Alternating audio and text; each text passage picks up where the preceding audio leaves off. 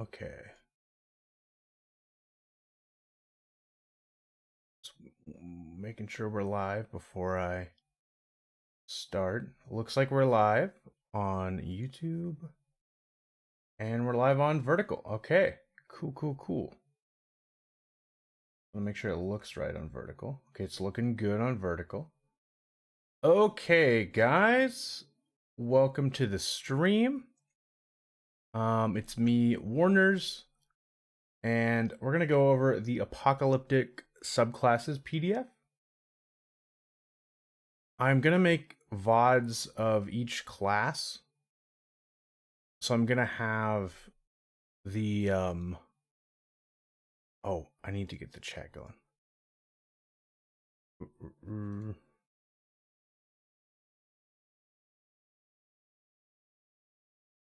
But yeah, but I'm gonna have VODs of each class.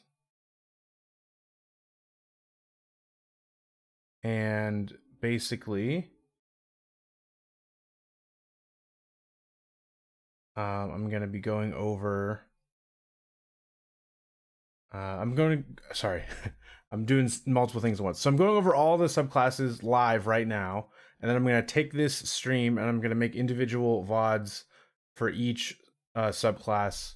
So just bear with me here on how I talk throughout the stream. I might talk to the future YouTube watchers. So yeah.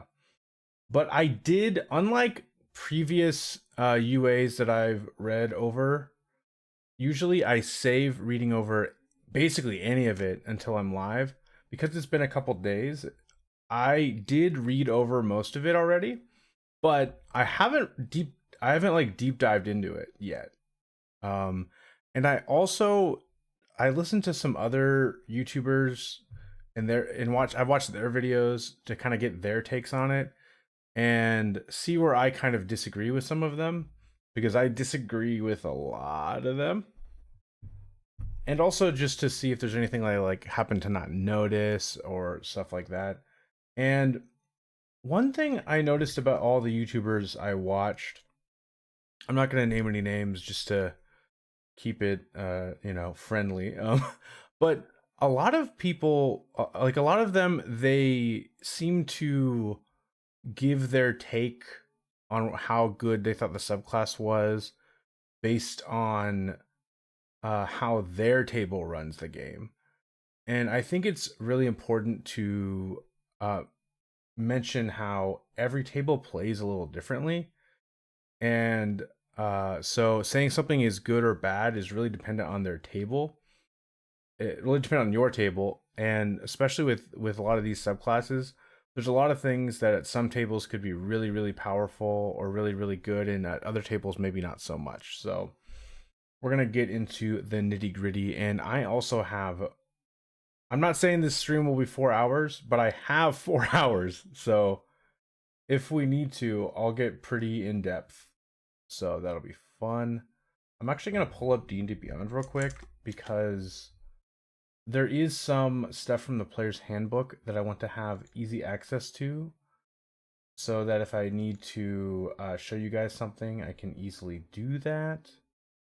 Like, I definitely want to make sure I have all the resources that the main classes have available for me to show you and be like, hey, look, see, this thing I'm talking about is real. And yeah, like I'm going to be talking about Second Wind, and we'll get to it. Let's go ahead and start reading this UA. Okay.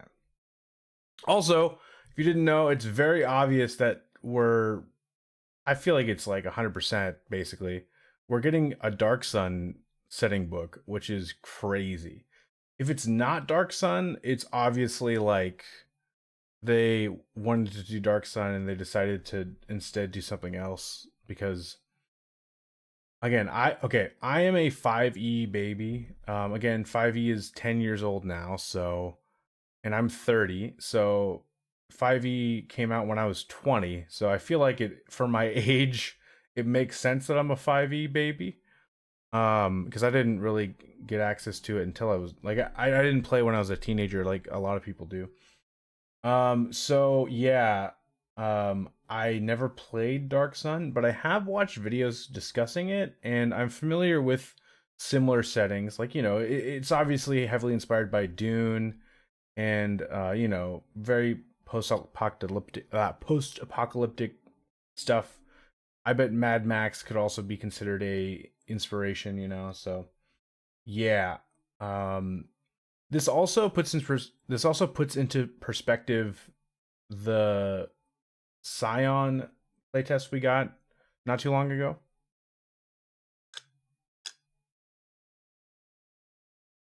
It makes sense why we got that playtest. But anyway, so we have the Circle of Preservation Druid, the Gladiator Fighter, the Defiled Sorcery Sorcerer, and the Sorcerer-King Patron Warlock, which with Dark Sun makes sense. Yeah. Oh, also, one thing I would like to note is some of these subclasses, when I first read them, I was reading them at work, and one of my coworkers is also into D&D. He actually is a player in one of my campaigns. And I was kind of skimming it and reading it aloud to him, and I had such a journey. Like the things that popped out to me, it was like I was like, that's so amazing, and then I was like, that sucks. And anyway, it was a journey going over all these, but now I actually have the time to sit down and read everything clearer. So let's get to it. So now we're going to go over the Circle of Preservation Druid. Safeguard nature and heal the world. Druids of the Circle of Preservation work tirelessly to conserve natural resources and restore places once ruined by greed and exploitation. Through a combination of conservation and restorative magic, druids of this order shield and spread life across the land. The most powerful members of this order can return vitality to barren fields, transforming wastelands into thriving wildernesses once more.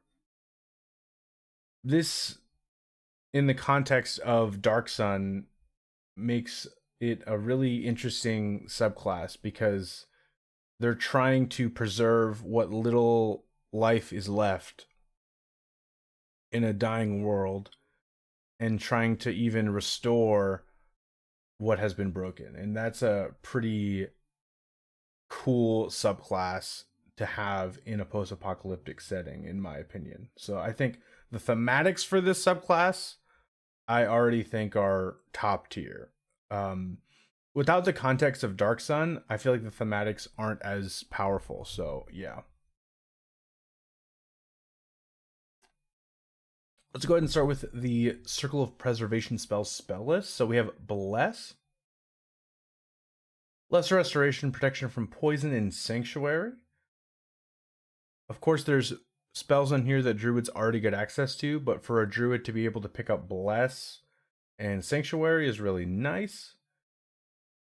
Lesser Restoration is nice to have because Lesser Restoration doesn't always come up, but when it comes up, it's really nice to have. And I've been in situations where I didn't put it on my spell list, and to have it just already on there is really nice.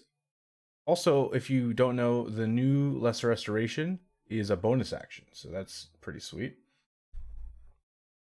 Then we got level 5, Beacon of Hope and Plant Growth. Beacon of Hope is pretty okay spell. Plant Growth is amazing. Druids already get this spell, but it's nice to have it auto prepared. We get Aura of Life and Death Ward. Aura of Life is, again, similar to Beacon of Hope. It's a pretty good spell, but I don't know how much I would actually be casting it. Death Ward is pretty good. It's a little expensive, but eventually 4th level spells for you as a full caster won't be as big of a deal. And I feel like then Death Ward will be a lot easier to use. But when you get at 7th level, it's a little pricey. Then we have Greater Restoration and Hollow. Greater Restoration, just like Lesser Restoration, is a good spell to have on your list. And Hollow is whatever. It's kind of cool. A little cooler on the new cleric. But then we have this feature, Preserved Land. Oh, what's up? I'm a bit scared to see what WotC does with original Dark Sun lore if they actually place the UA in a new Dark Sun campaign setting. Yeah, I definitely, as someone who hasn't played Dark Sun, it seems like a setting they could mess up because it's very specific. It's a very, from what I have read about it, it's a very dark setting. It's a very like, there's actually a lot of political messages in it, which is pretty interesting and cool. And then also, from what I recall from reading, it seems like there was a lot of restrictions on magic. Let me know if I'm wrong or right. Like, it seems like there were classes that you couldn't play potentially, and I wonder what they're gonna do with that. You know, with the because I don't think they would restrict classes in the setting. So how are you gonna make paladins or like how are you gonna make certain classes make sense in the setting? You know, that might be hard to do.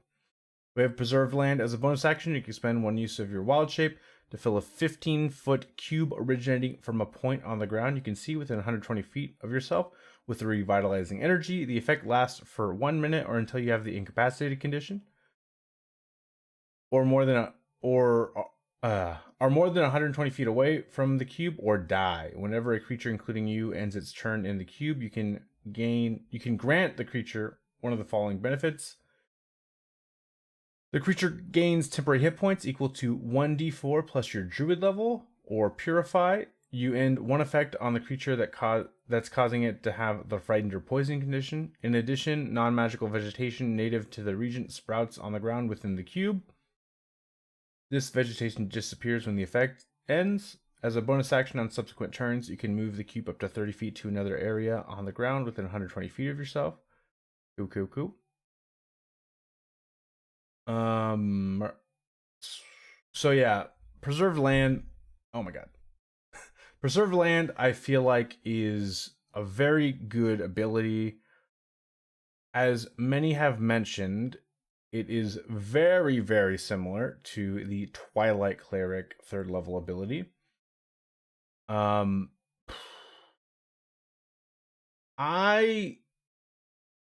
think, I think it's a little more balanced on this character. Because first of all, you're a druid, you're not a cleric. And then the Twilight Cleric got a lot of other things. But I feel like it's just a little too much temporary HP. And there's already so many temporary hit point abilities. It's kind of like, what? Level 5 Circle of Preservation Druid casts theorycraft to get a blade of grass to spring up, then cast plant growth to create it. Nature Preserve. Oh yeah, that's I never thought of using Druidcraft to enable plant growth. That's actually pretty cool. Because yeah, plant growth is pretty situational for the most part. But yeah, that's actually, yeah, that's a good thing to keep in mind. But I've kind of gone back and forth. Okay, so I think because we're getting so many temporary hit point abilities, that having another class with the temporary hit point ability is kind of like, come on, like, okay, so I actually made my own druid subclass recently that has kind of a similar theme. It's the Circle of Herbalism Druid, and I have plant forms, kind of like the Circle of Stars Druid. And one of the plant forms, they can, as a reaction to someone regaining hit points, they can additionally add their druid level and hit points to that target, which is cool because it's a little situational. You have to have a person that is being healed, and so it's someone that took damage. And then even though your druid level is a lot, it requires your whole reaction, and then it's not temporary hit points. So let's say they heal 10 HP and they had only 15 HP, like they're only 15 HP down, your extra healing will only heal an extra 5, you know. So anyway, I feel like every single person in the area getting temporary hit points, I don't know. I think it's fine. I would have to see it in play, but did anyone have a Twilight Cleric in their game? Let me know if it was like super broken or not. I don't know. Oh. Also, dude, this always happens whenever I stream. For some reason, the chat like it only lasts, it stays up for like a couple seconds. And then I have to like mess with a bunch of settings to like make it not do that. So I wasn't even able to read your last message because I'm so annoyed. Let me see if I can see it. Oh, I got it right here. Cool. I would like preserve land to leave a patch of grass plants when the effect ends. Yeah, that would be kind of nice thematically. It's kind of weird that it goes away. Okay, this is my opinion on preserve land. It's a little overtuned, but I think it's probably fine. I don't know.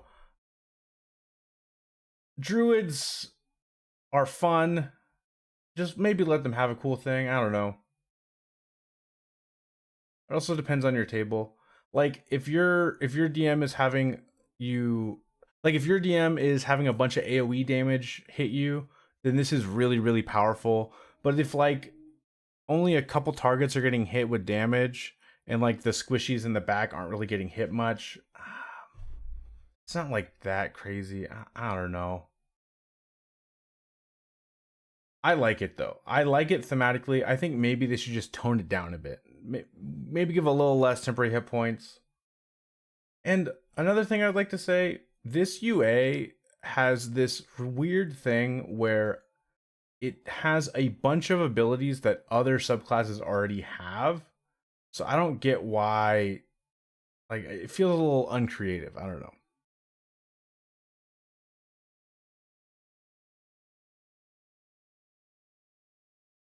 Which, oh, this one? Yeah, I'll get to that here soon. I will, yeah, reject disgrace. How do you even pronounce that? Reject desecrators. Yeah, sorry. I haven't seen desecrators written out in a while. Yeah, so I'll read that here in a second. Yeah, so yeah, this is my final thing about preserved land. I think it's a little overtuned and a little uncreative, but it's probably fine. Tone it down a little bit and we're good. Then we got student preservation. This is very much a ribbon feature. I don't even know why they added this. They already have spell list and they already have a really powerful ability.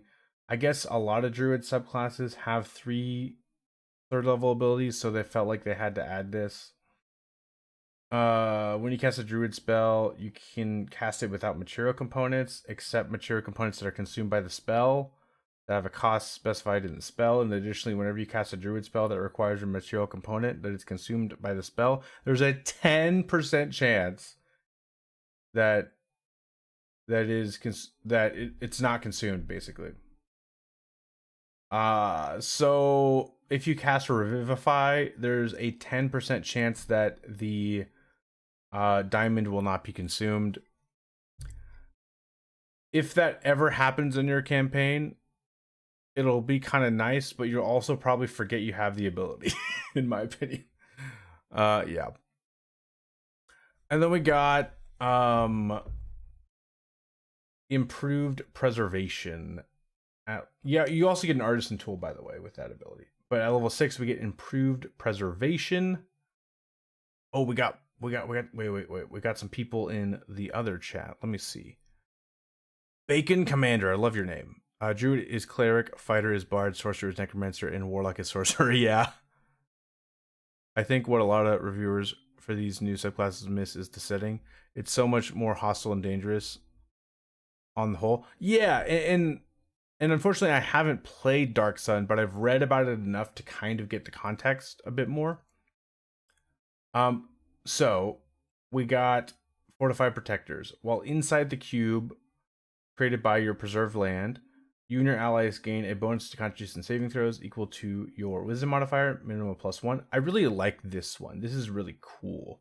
And especially because you could get Warcaster and then you could get Resilient Constitution. And basically your con mod is like yeah, you'll never break concentration or very rarely. So that would be pretty cool. I don't mind this at all. But then let's read Reject Desecrators and we'll see what Mark is talking about. Whenever the cube created by your preserved land enters an enemy space, and whenever an enemy enters the cube or ends its turn there, the enemy makes a wisdom saving throw against your spell save DC. On a failed save, the enemy takes 2d10 radiant damage. Okay. And its speed is halved until the end of its next turn as new growth rises to hinder it. Okay. On a successful save, the enemy takes half as much damage only. An enemy makes the save only once per turn. Okay. And then Mark said, reject Desecrator seems to be overkill with previous ability effect. Instead, rename and redo the feature to just restrain target. So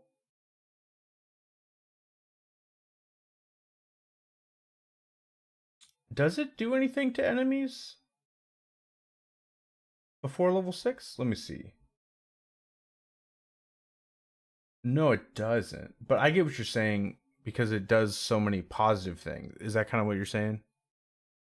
Yeah, so like, okay, so with this at level 6, so think about this. At level 6, you're giving everyone in the cube an average of 8 temporary hit points if they end their turn in the cube, your allies. And you are also making it so they get con saving throw proficiency. No, what? They get to add your wisdom modifier to the con saving throws.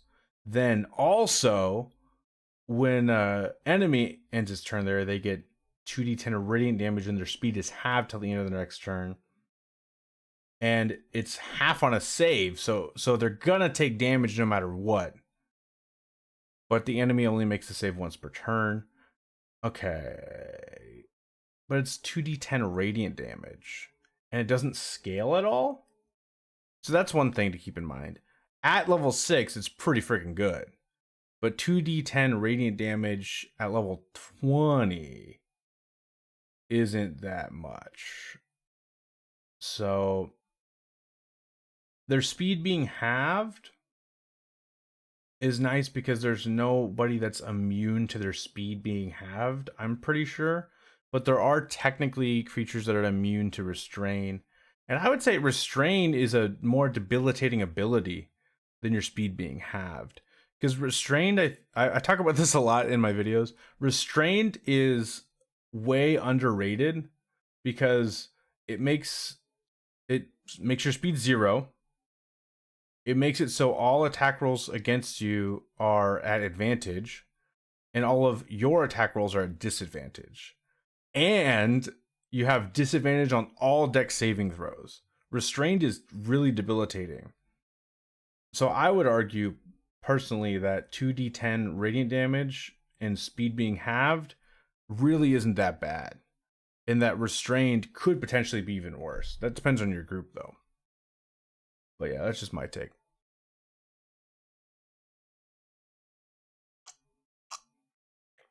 Okay. Then we got the level 10 feature, Facilitated Restoration. You can cast Lesser Restoration or Greater Restoration without expending a spell slot or requiring spell components. Okay. You can use this feature to cast a spell in this way a number of times equals your wisdom modifier, and you can regain all expended uses when you finish a long rest.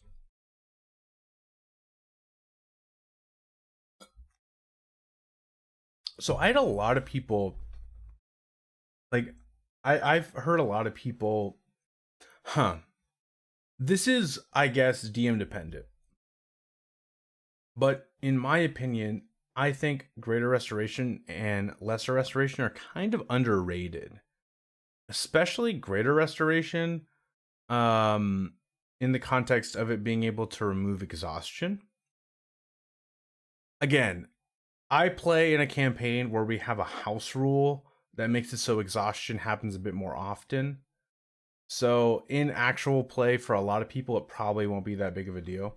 But I think, like, It says without expending a spell slot or requiring spell components. Greater Restoration normally costs like 100 gold, I think it is, of diamonds. Preserve lands lets player leave and re-enter Emanation to keep refreshing temp HP. Yes, but they have to end their turn there. Whenever a creature, including you, ends its turn in the cube. So it would only happen once per turn.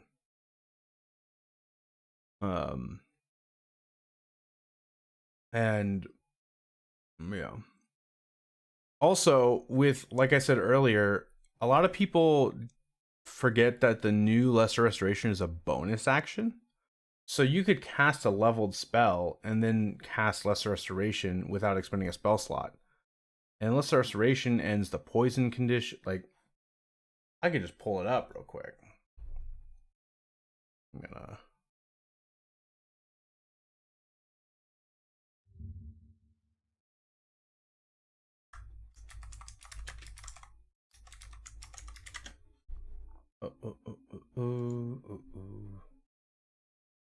So I'm not gonna adjust the screen. I'll just read it. Yes, you can see the important part though. You end the blinded, deafened, paralyzed, and poisoned.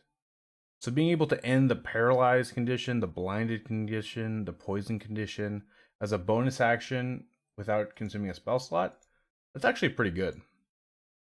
And Greater Restoration, let's see.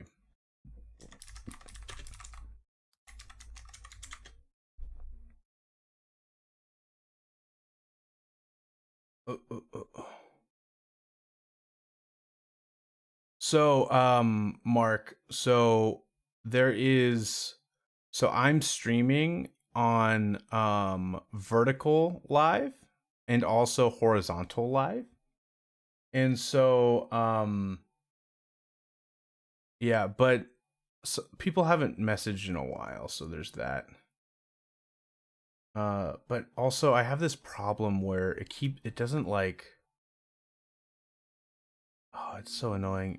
It keeps like deleting messages so quickly, and oh, it's so annoying. I need to figure out how to fix this.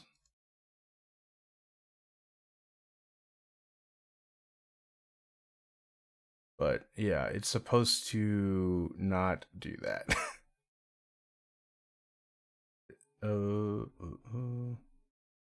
Visibility.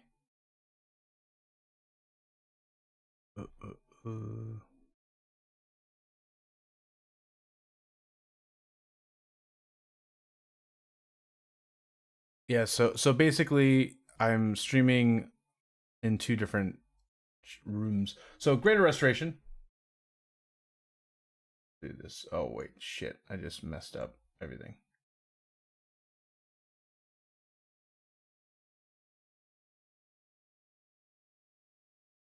Damn it. I had it perfect. Okay. And then I messed everything up, guys. I'm sorry.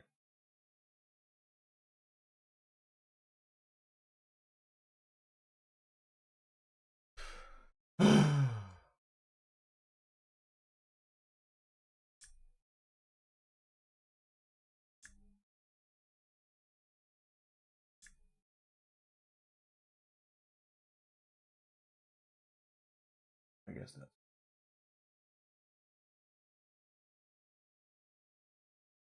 Okay, I fixed it. But Greater Restoration, it requires 100 gold pieces of diamond dust. You get rid of exhaustion, charm, petrified, a curse, putting the target's attunement to curse magic item, any reduction of one's target's ability. Yeah, I feel like the rest of Restoration is a little better actually. Like it'll help you more often than Greater Restoration, is I guess my point.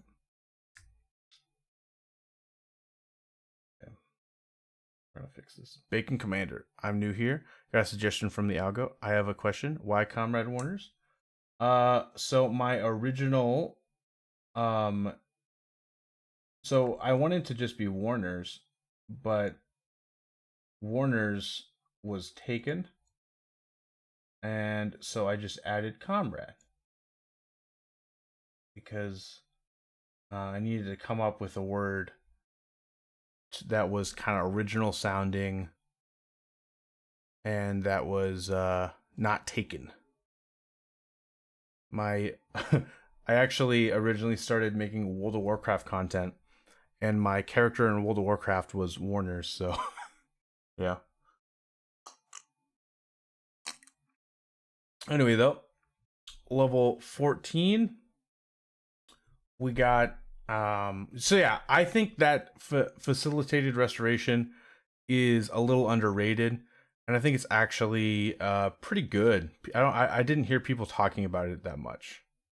So yeah, where is, sorry, just making sure I have all these chats available. Okay, and then we got level 14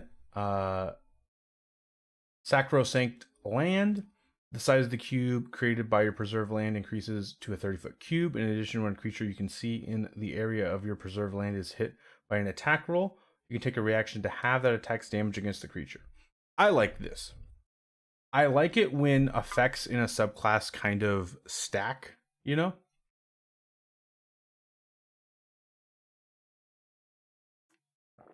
Stack's probably the wrong term. When they I like it when they kind of build on each other, you know? And this definitely builds on the previous abilities, and I like that a lot.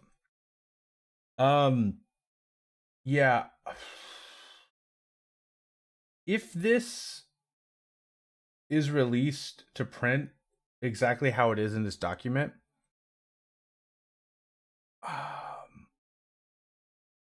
I think it'll be fine. People are worried about these sort of abilities, you know, the preserved land abilities. But I would say, how often do you think people are going to choose this druid over the other druid subclasses just because of preserved land? Maybe a lot. I don't know. It depends on the table. And it depends on like depending on your party composition, it could be less or more beneficial in my opinion. But that's just my opinion. I think they could tone it down a bit and that would be fine. Like, I'm pretty okay with it either way, but I like the concept. I think in the context of the Dark Sun setting, it's really thematic and really cool, and I'm excited to see it in whatever book we're getting. So yeah, let's go ahead and move on to the next one. We have the Gladiator.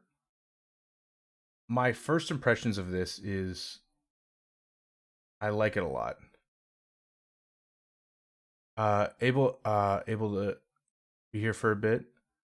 I'm seeing most of the arguments from Reserve Land being it's just another Twilight domain. Yeah, I don't I think it's not very creative of the team to make just another like I think a lot of these subclasses are guilty of just having abilities from other subclasses. And Gladiator, I agree. Gladiator is my favorite subclass in this UA. I do have some problems with it, but it's also better to me than I initially thought when I first read it. And there's very specific reasons for that. And I'm going to go over that in detail. So, first of all, I think a lot of people, if you're not very aware of the new fighter and how the new fighter works, this subclass could feel a little underwhelming, and all you'll see what I mean as I get to it. I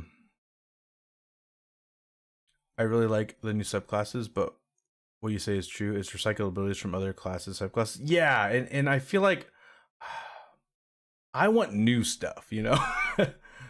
I want new things.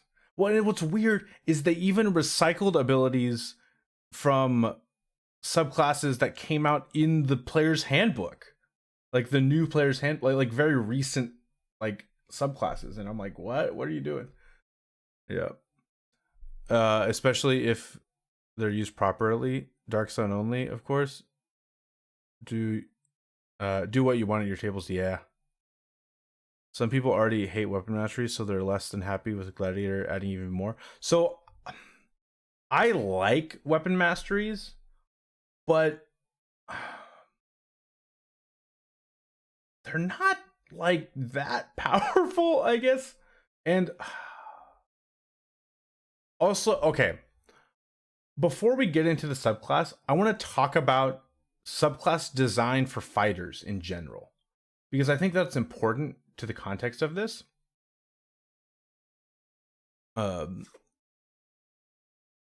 Yeah, no, I totally get what you mean, Bacon Commander.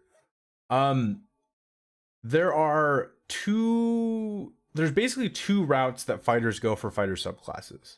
They either get a dice system, and what I mean by that is there's about three routes. There is the dice system, like the Battle Master and the Psi Warrior, where they get like, oh, you get this Psi dice or these Battle Master dice, and you get to add damage and do an effect. And those are usually pretty solid because it gets unique abilities and it adds extra damage. And you're a fighter, so getting extra damage is freaking sweet. Or you go the champion route, where you don't have abilities that add any extra damage. Like, you have the potential to add extra damage with your crit rate going up with champion, but you technically don't get any guaranteed extra damage. But you get to use your abilities in a different way. Or the third route is with fighters is the Arcane Archer route. And we saw in the previous Arcane subclasses playtest is you get to use abilities with a secondary stat ability that many times per short or long rest. So for example, the Arcane Archer, they get to use their Arcane Shot ability now with the last playtest, or intelligence mod times per short or long rest. And what's interesting about this subclass is I feel like it's a combination of the Arcane Archer and the Champion Fighter type of subclass design, because Brutality doesn't inherently add any extra damage, but it also requires a resource that's limited. And that's unique. And I don't know if I like that. You get what I mean? We'll get into it though. I'll read some comments first before I get into it. So we got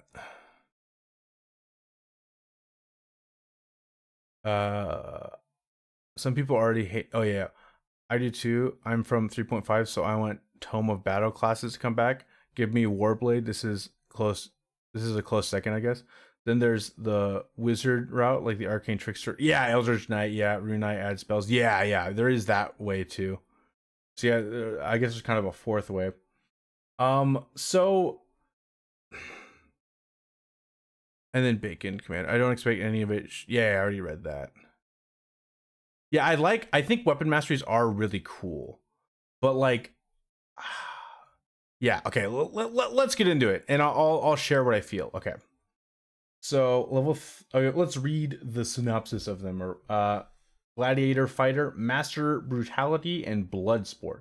Gladiators are just as much performers as they are warriors, whether brawling in underground fighting rings or fighting for survival in bloodstained arenas. A gladiator combines martial skill with theatrics to awe and intimidate their audiences. So, level 3 Brutality, shaped by the intensity of the arena. You've learned to execute brutal martial moves once per turn. When you hit a creature with an attack roll using a melee weapon, you can add one of the following brutality effects of your choice. You can do this a number of times equal to your charisma modifier, minimum of once, and you regain all expended uses when you finish a short or long rest.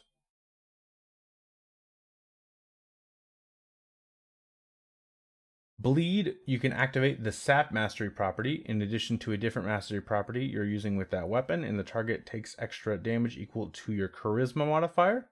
Okay, so that one does add damage. I might have missed that a little bit, but it is just your charisma modifier, and that's probably not going to be 5 unless you multi-class. The extra damage type is the same as the weapon's damage type. Yep. Bluff, you can activate the Vex mastery property in addition to a different mastery property you're using with that weapon. And you have advantage on the next saving throw you make before the end of your next turn. Situational, but pretty good. And then you got Stumble. You can activate the Topple mastery property in addition to a different mastery property you're using with that weapon. And on its next turn, the target can take only an action or bonus action, not both. Okay, so one thing to note, these all do a weapon mastery property and a second thing, and I think that's easy to overlook. Sap makes it so that their next attack roll is a disadvantage. You also get to add your charisma mod and damage, which will probably end up being 3 through most of your time playing this character. 3 extra damage, not bad, not great. Yeah, bleed is decent. I think it's pretty decent, but not amazing. What is the ability score spread at creation for Gladiator?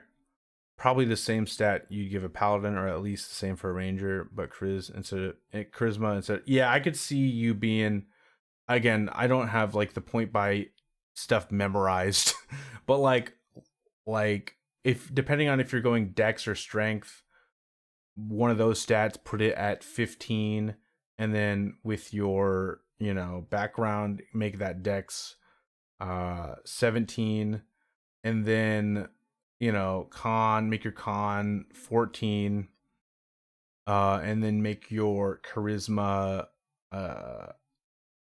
15, and then make it so that your background makes it so you get a +1 in charisma to make it a 16, so you get a +3 charisma, but you're gonna have a lot of low mental stats, and if you're not going dex, your armor class is going to be pretty low. So things to keep in mind. So maybe lower than that, so that you're. I feel like all of the secondary ability score classes for fighter.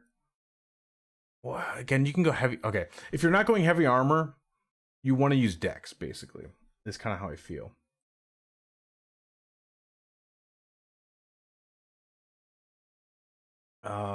Yeah, but if you're going, yeah, you have heavy armor. I don't know. It'll be fine. Yeah, you'll probably have 3 charisma. Maybe at higher levels you can get up to +4 charisma. And again, I'm saying if you're not multi-classing at all, you could potentially get to +5 charisma at high levels, because fighters do get extra feats compared to other classes. But again, I don't know. It depends on how you want to build it.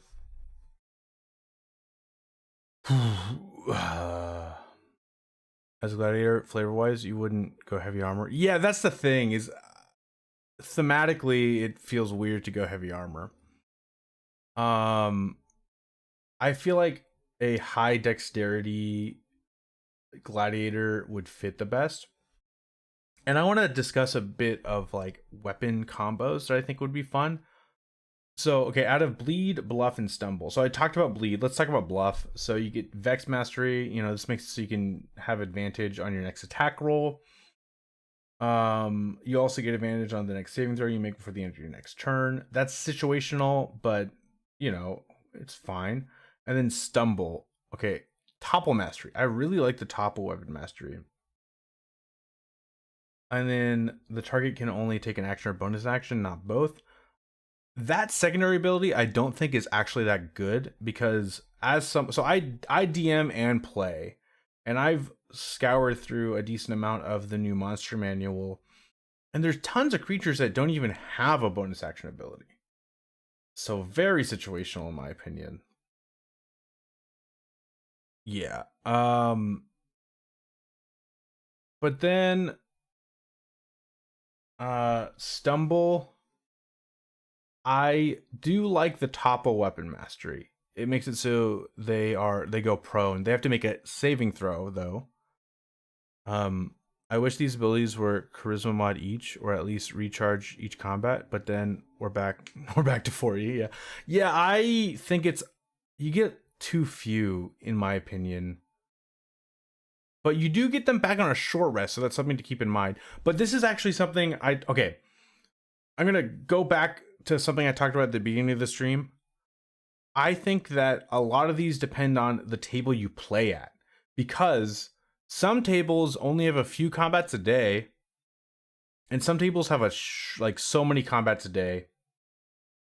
At my table, this subclass would probably be pretty powerful, because at my table we have maybe 1 to 2 combats per adventuring day. Usually those combats are very intense and we're using like all of our resources. But and usually if we have 2 combats, there is almost always a short rest in between. So at my table, this would be really powerful. At some tables where you do a lot more combats, this might be not as powerful. But also, maybe you knowing that you're gonna have a lot of combats, you maybe will save a lot of these resources until the like big fight. So that's something to keep in mind. But out of bleed, bluff, and stumble, I like stumble the most, mostly because I just like toppling things. I think topple is one of the best weapon masteries. And the fact that you can use this with any weapon really opens up a lot of options, in my opinion. I think it would be really fun to have a dagger throwing build where you're tossing daggers and making people fall to the ground. It's just kind of a funny image in my mind. But also, like, you could combine stumble with like a push weapon, so you can push someone and topple them. A lot of this kind of just feels like the barbarians stuff that they can do, though.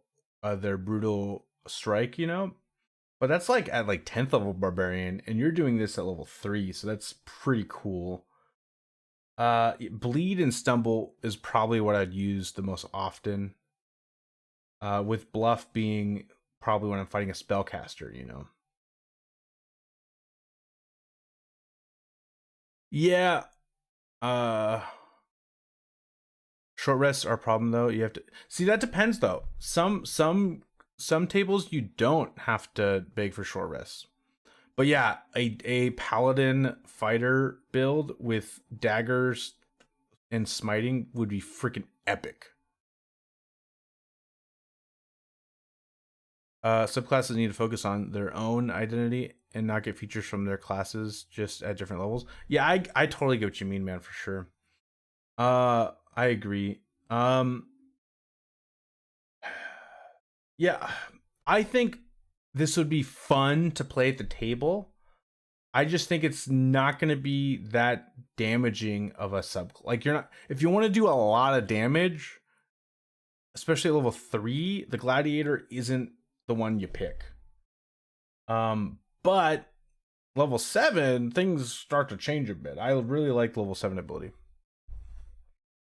So yeah, actually, would the bleed master, like, would bleed hit work on multiple creatures if you use it with cleave? I wonder that. And it would definitely work with grays. You can activate sap. Well, actually, let me read it. Let me double check. You can activate the sap mastery property, and it, okay. Actually, once per turn, when you hit, it wouldn't work with grays then, because grays, it deals damage even if you don't hit. This says when you hit a creature with an attack roll using a melee weapon, you can add one of the following brutality effects of your choice. So yeah, unfortunately, it wouldn't work with grays. But with cleave, yeah, like, could you topple 2 creatures with stumble if you use it with cleave? That would be pretty fun. I don't know.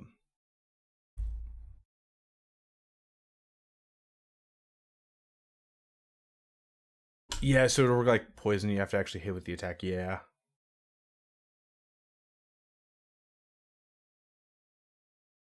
Oh, my fix would be that if the warlock can get 1 day recharge on what would normally take a short rest. I'd want that with this subclass too. Yeah, I think that would be fair. I think they should do that also with the arcane archer. But yeah, basically, I just think you get maybe a little too few uses. Battle theatrics, let's go to that. This is mostly a ribbon feature. It's not just a ribbon feature. It will be helpful, but like this is like a secondary thing for roleplay. But let's just read it. You've honed your combat skills to entertain devastating opponents and dazzling onlookers. You gain the following benefits: when you make a dexterity, acrobatics, or strength athletics check, you gain a bonus to the check equal to your charisma mod +1, a minimum of +1. You gain proficiency in one of the skills of your choice: acrobatics, athletics, deception, intimidation, or performance. Arcane Azure needs some help. Yes, it does. So, acrobatics and athletics getting a bonus is really helpful for skill checks, but also there's a lot of spells that still require you to make an athletics check to escape certain restrained type conditions and stuff, so that'll be helpful. And then getting an extra skill proficiency, that's really cool, especially the more charisma focused ones: deception, intimidation, and performance. Those are nice to have for roleplay scenarios. Yeah, no, totally. But then Flourish Parry. Okay, so Flourish Parry, I didn't like at first. And then after looking back at the fighter base class abilities, I started to like it more. And I'll explain what I mean. So let's read it first. So you learn to stylishly counter blows from your opponents. When an enemy hits you with a melee attack roll, you can take a reaction to add your charisma modifier minimum of 1 to your AC against the attack, potentially causing the attack to miss. If this reaction causes the attack to miss, you can retaliate with a powerful counterattack as part of the same reaction. One thing to note about this is important. You can activate this even if they already would have missed, in my opinion. So it says whenever an enemy hits you with a melee attack, you can take a reaction to add your charisma modifier to your AC. It doesn't say like... no, it says hits. Oh. Never mind. Yeah, no, they have to be hitting you. So if they miss, then they wouldn't be hitting you. Okay. So this is kind of weird. So this is something to keep in mind.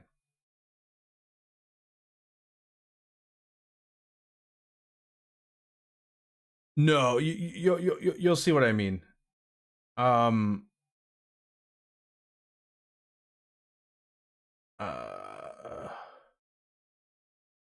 Okay, so think about this. Let's say your AC is 15, which is kind of low, but let's say it is for math, and they hit you with a, and their hit is a 17. You could use this ability, but if they hit you with a 13 and miss, you just can't use this ability. Which, like, I don't know. Basically what I'm saying is maybe you actually don't want your AC to be that high to be able to use this more often. I don't know. I think it could be a barbarian subclass easily. But okay. If this reaction causes the attack to miss, you can retaliate with a powerful counterattack as part of the same reaction.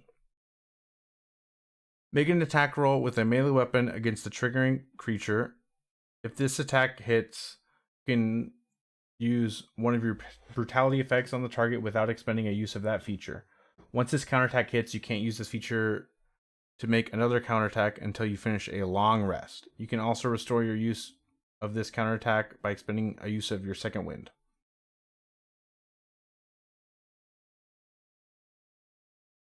My problem with this is that parry ability comes online at 7, but you'd be better off taking defensive duelist at 4th level. So I have a lot of opinions about this. So first of all, I think thematically it's awesome, but being able to do a riposte I think is super cool. Because, okay, so this is similar. This is basically a combination of two Battlemaster maneuvers. There is the parry and riposte. There's the parry Battlemaster maneuver, and there's riposte Battlemaster maneuver. This is letting you do both as a reaction. The thing, though, is it's your charisma mod. So you're going to do, like... it's just, like... It'll give you, like, a +3. And if it's... Basically... I feel like you're not going to be able to use this that often because it has to be high enough that they would have hit you if they didn't like. Okay, so let's go back to the AC example. So let's say your AC is 15 and they roll a 16, then you can use this. But if they and let's say your charisma bonus is +3. If they roll a 20, then you can't use this because they're going to hit you anyway, even if you add a +3. So basically what I'm saying is, out of the D20 rolls that they can roll, it's only within the window of whatever your charisma mod is. Does that make sense? So if you have a +3 charisma, then they have to specifically hit within that window. Because if they miss without using your reaction, then you can't use this. And if they hit you anyway, then you can't use it either. You get, does that make sense? Do you kind of get what I mean now? I think that's kind of unfortunate. But then there's the problem, and this is where I changed my mind. It says you can use this only once per long rest, but then you can expend Second Wind. I was thinking about Second Wind in 2014, where there wasn't that many uses of Second Wind. There's actually a lot more uses of Second Wind now with the new fighter, and I'll show you. Okay, so previously should I look 20? I'll look up 2014 real quick. So 2014 fighter, how many uses of Second Wind do you get? Let's check that real quick. You get, I think you just get 2 and that's it, right? No, you just get 1 and does it never go up? You just get 1 and it never goes up. But you get it back on a short rest. So I was thinking about that, but the new fighter, guys, this is important to know. Right at level 1, you get 2 uses of Second Wind. At level 4, you get 3 uses. At level 10, you get 4 uses. So that means by level 10, so when you first get this feature, you can use it 3 times per day, or 4 times per day. Eventually 5 times per day. But then also, if you read Second Wind, where is it? Okay. You can use this feature twice. You regain 1 expanded use when you finish a short rest, and you regain. Okay, so actually, you also get 1 use back on a short rest. So that means, let's say you're able to get 2 short rests in, okay? That means that at the level you get this, you can use it like 6 times. So that's actually a lot of uses. But again, like I said, you have to get in a very specific window to be able to use it. But basically, being able to make an attack miss and do a reaction attack, I think is really cool, especially because you could also use these brutality effects. You could topple the creature that with a reaction and do attack versus 3 for the same 2 short rests in 2014. Yeah. So that's a pretty good bonus. So I really like Flourish Parry is my favorite ability of this subclass, even though I have problems with it. Yeah, I don't know. I just think that you should be able to use it even if they would have missed without using it. Does that make sense? I don't know. Anyway, let's go to level 10. We got bolder brutalities. Your brutal martial prowess has improved. The following effects are added to your brutality options: Rive, Rush, and Stagger. Rive, you can activate the Cleave Mastery property in addition to a different mastery property you're using with that weapon. You can add your ability modifier to the damage of the additional attack made as part of the property's activation. That's cool. This makes the Cleave Mastery do more damage than the base Cleave Mastery would do. But again, Cleave is very situational, so keep that in mind. But again, you can use this whenever you want. So, yeah. If it worked like Berserker Barbarian's Retaliation, I'd like it more too. Yeah! Yeah, that's kind of what I mean, for sure.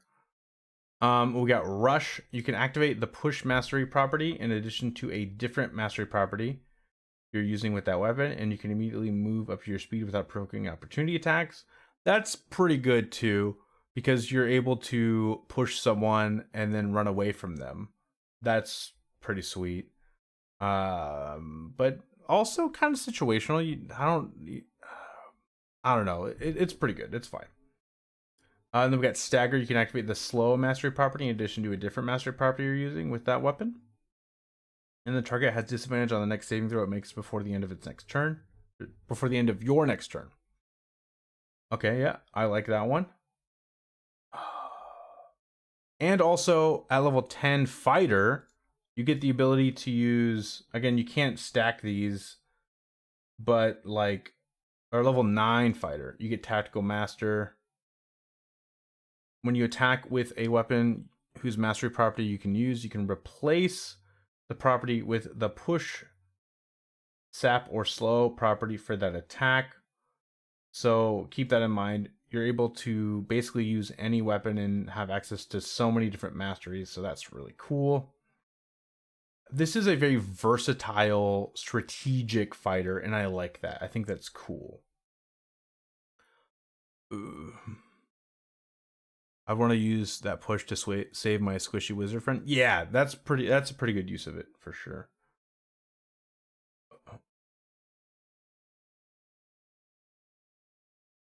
Yeah. Okay, and then we got Mutilate, level 18. When you hit a bloody creature with an attack roll, okay. Oh wait, I didn't read 15. Sorry, let's read that. Okay, level 15, Brutal Resurgence. When you use your second wind to regain hit points, you gain an expended use of Brutality. You also regain an expended use of Brutality whenever you use your action surge. I think this is fine, but I feel like if I was actually playing this character at a table and level 15 happened, I would be kind of like, oh, okay. Like, I don't know. I would feel kind of disappointed.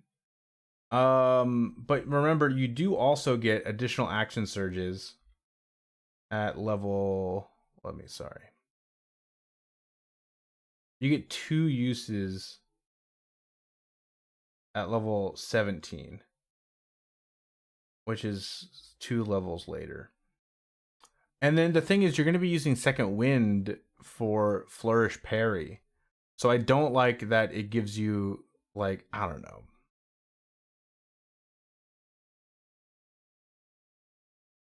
It would. It wouldn't. So Tactical Mind makes it so you can, when you're using a weapon, you can use other weapon masteries than what's on the weapon normally. So you could do that with the weapon and then do a brutality thing, but you couldn't do 3. You get what I'm saying? You could switch one from the base weapon and then use your brutality, but you couldn't do 3. So, yeah, that makes sense.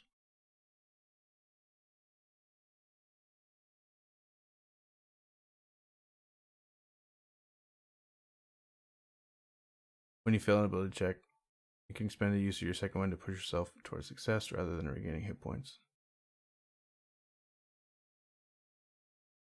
Oh, I see what you're saying.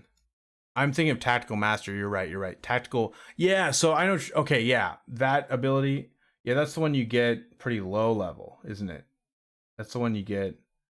Oh yeah, yeah, you get a level 2. Yeah, this one. I see what you're talking about. So would Brutal Resurgence stack when you use your, it specifically says when you use your second wind to regain hit points. So it does not work with Tactical Mind, unfortunately. And that's the thing, is it's this subclass gives you another way to use second wind. But I just feel like you're gonna second wind is a very important resource for this character.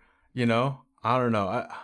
I feel like this could just be like, I don't know. Those precious second wins. You know, I don't know. It's just kind of my thought. Does that make sense? Like, I wish this was just like, I don't know, like when you use second wind, that would be crazy. I would love that if it was just whenever you use your second wind for any reason, you gain a use of brutality. I think that would feel really good. Also, precious action surges. Yeah, true. If it just like, because like, let's say you used your second wind for flourish parry and you got a brutality back. I feel like that's fine. I don't feel like that's broken at all. And then we have level 18 mutilate that feel real good at 15. Yeah, I think it would. Level 18 mutilate, when you hit a bloodied creature with an attack roll. Bloodied creature. I get it, but very specific. You can attempt to critically injure it. Okay. The target makes a Constitution saving throw, DC 8 plus your Charisma modifier and proficiency bonus. Okay. On the failed save, the target suffers the following effects. Okay, before I even get into these things, you're level 18 and you're making a con saving throw based on a fighter's charisma modifier. I don't like that. And you're level 18, so you are a fighter. Maybe you have like yeah, you could have 2 levels and you're level 20, but yeah. The average, okay, this is perfect. So when I make my build videos, I look at there's this table I found that shows someone took the, I'll just, so okay, this table, they took the average CR, they took the new monster manual. Oh, this is the 2014. Let's do 2024. Average saving throws and AC 2024 monster manual.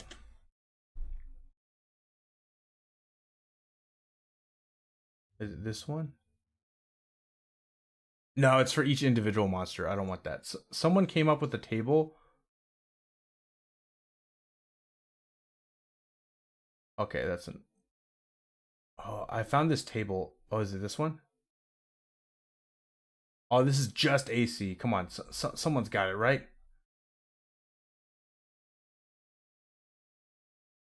Oh, someone had it, and I was like, it was so helpful.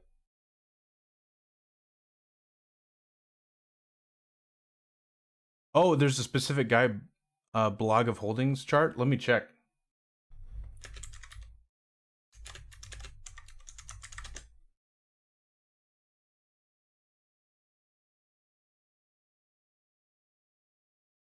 Ooh, thank you, thank you, thank you.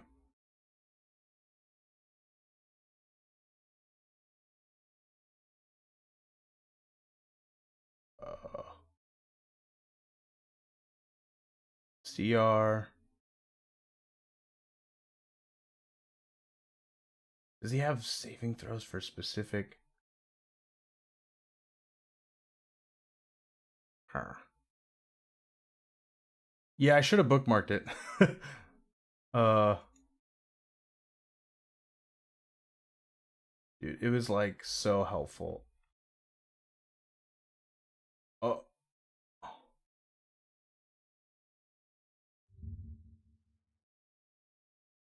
oh my God! Come on, where is it? It was really high though for con mods. That's my point. At higher CRs. Dude, people are AC. Yeah, AC is cool and all, but that's not what this is about.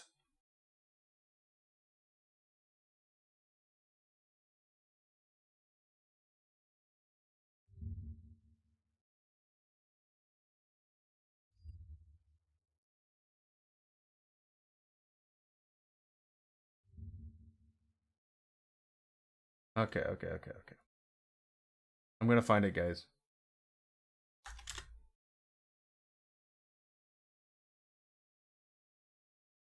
Is it just this one? Okay. Maybe they have the average down below or something. Nope. Dude, why can't I find this? This is crazy.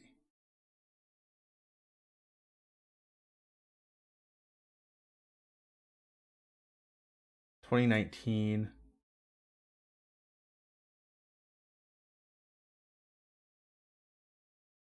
You know what? Let's just use the 2014 one and you'll get the gist of it, okay?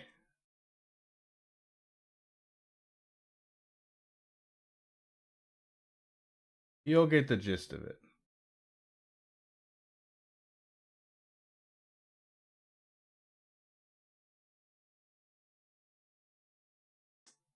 Or I can't even find that one now.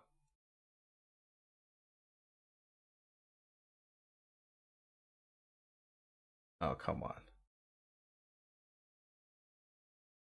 Can't believe I'm taking this long. I might just give up here soon, guys.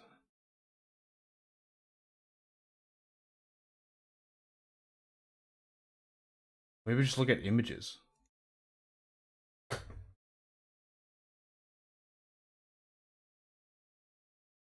Ooh, what's this one?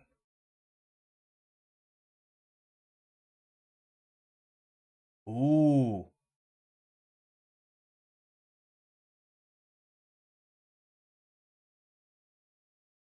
Save DC.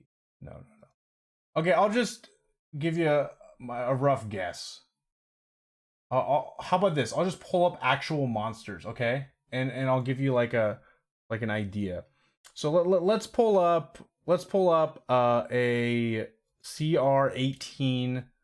Let's pull up some CR18 monsters, okay? Let's just look up all the CR18 monsters. All of them. I'll specifically filter out the new player's handbook specifically. Or monster manual. Monster manual. Only in the new monster manual. Okay. What? Okay, the only CR18 monster is the Demi-Lich? I didn't know that, but let's see. Okay, the con save's only 6. Okay. That's okay. Let's open it up to CR 17 and 19, okay? That's surprising. I didn't expect that. Okay. Oh, thank you, Caden. Okay, so +7 con saves. +7. So all the adult dragons have +7. Death Knight +5. Sphinx of Valor +11. Oh, thank you. Oh. Boom. Okay, yes. Okay, so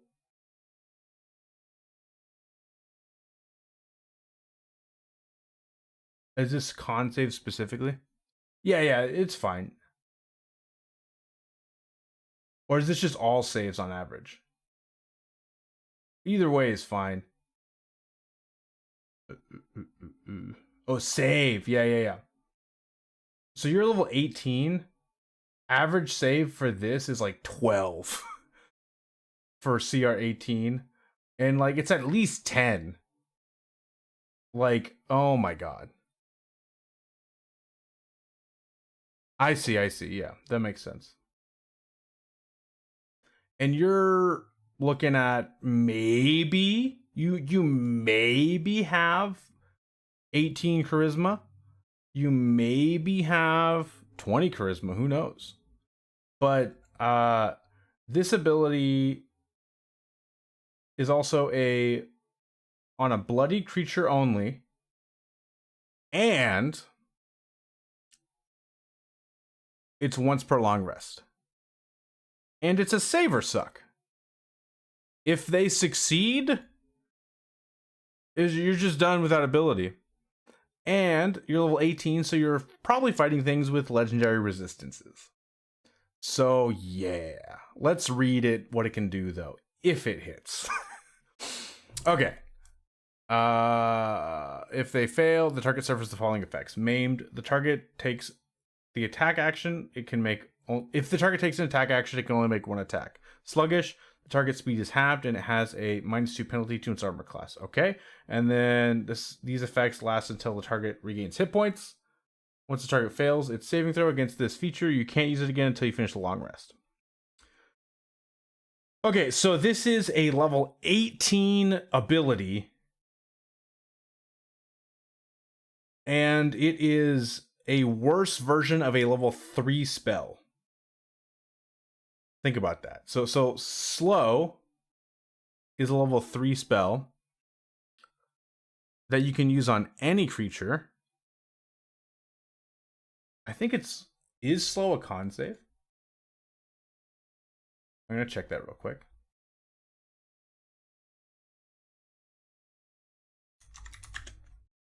Slow, all caps.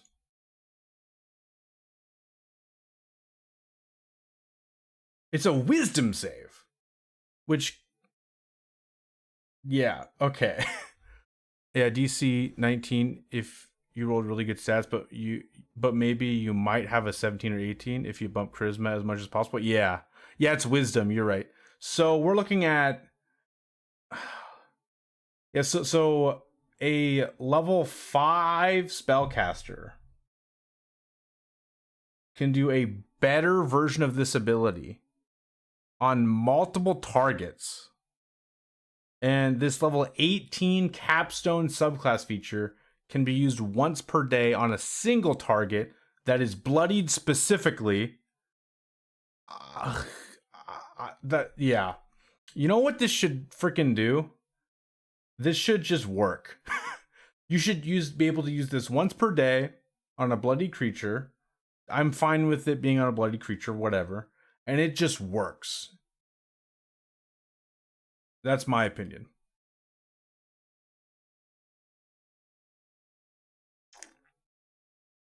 Because you're level 18, dude. Yeah. So yeah, that's my opinion. I really like the Gladiator, but I think it just needs some fine tuning. I really like what they did with it, but yeah, yeah, they just need to fine tune it a bit. And yeah, it's definitely my favorite though.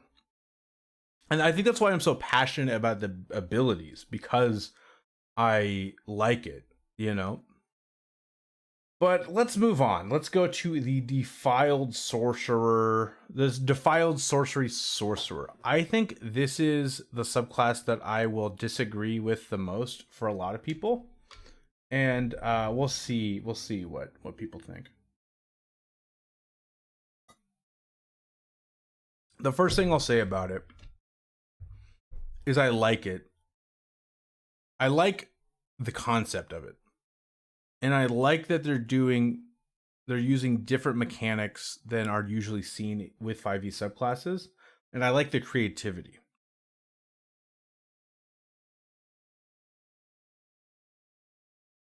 Yeah, I think Gladiator does need to exist. I think there is definitely things that could, how do I say? I think the fighter does need to exist. Oh yeah, for the setting, this subclass is great. But yeah, let's get to the Defiled Sorcery Sorcerer. So for the setting and for the thematics of Dark Sun, this is a great subclass. Just the mechanics of it, I have some problems with, but I like their creativity. So let's go over it. So you got your innate power, Defiled Sorcery Sorcerer, siphon life into catastrophic spells. Your innate power siphons life essence from the surrounding world. At your command, creatures grow sick and plants wither to husks. Sorry, that was gross. I had a little burpee thing. I'm gonna make the chat a little smaller. You draw power from the corruption of life itself, draining vitality to fuel destructive magic. Level 3, Defile and Empower. Once per turn, when you roll damage for a spell you cast using a spell slot, you can siphon your life energy into the spell and empower it. Roll a number of your unexpended hit point dice, up to a number equal to half the level of the spell slot expended, round up minimum of 1 die, and add the total rolled to 1 damage roll of the spell. Those hit point dice are then expended. So first of all, I would like to say, this base feature, I have no problems with for the most part. I think it's really cool. And one of the things that I really like about it is some abilities that are similar to this. I'm not talking about abilities that use hit dice. I'm talking about abilities where you get to add extra damage to spells. A lot of abilities like this, a good example is the Celestial Patron Warlock, where you get to add radiant damage to an attack that you've done radiant or fire damage to. You get to add radiant or fire damage to an attack that you've done radiant or fire damage to. Usually, you specifically can only add the damage to one target. This just lets you add damage to any spell. So, like, if you're casting Fireball, you can add the damage to all the targets hit by Fireball. And that's really cool. I like that.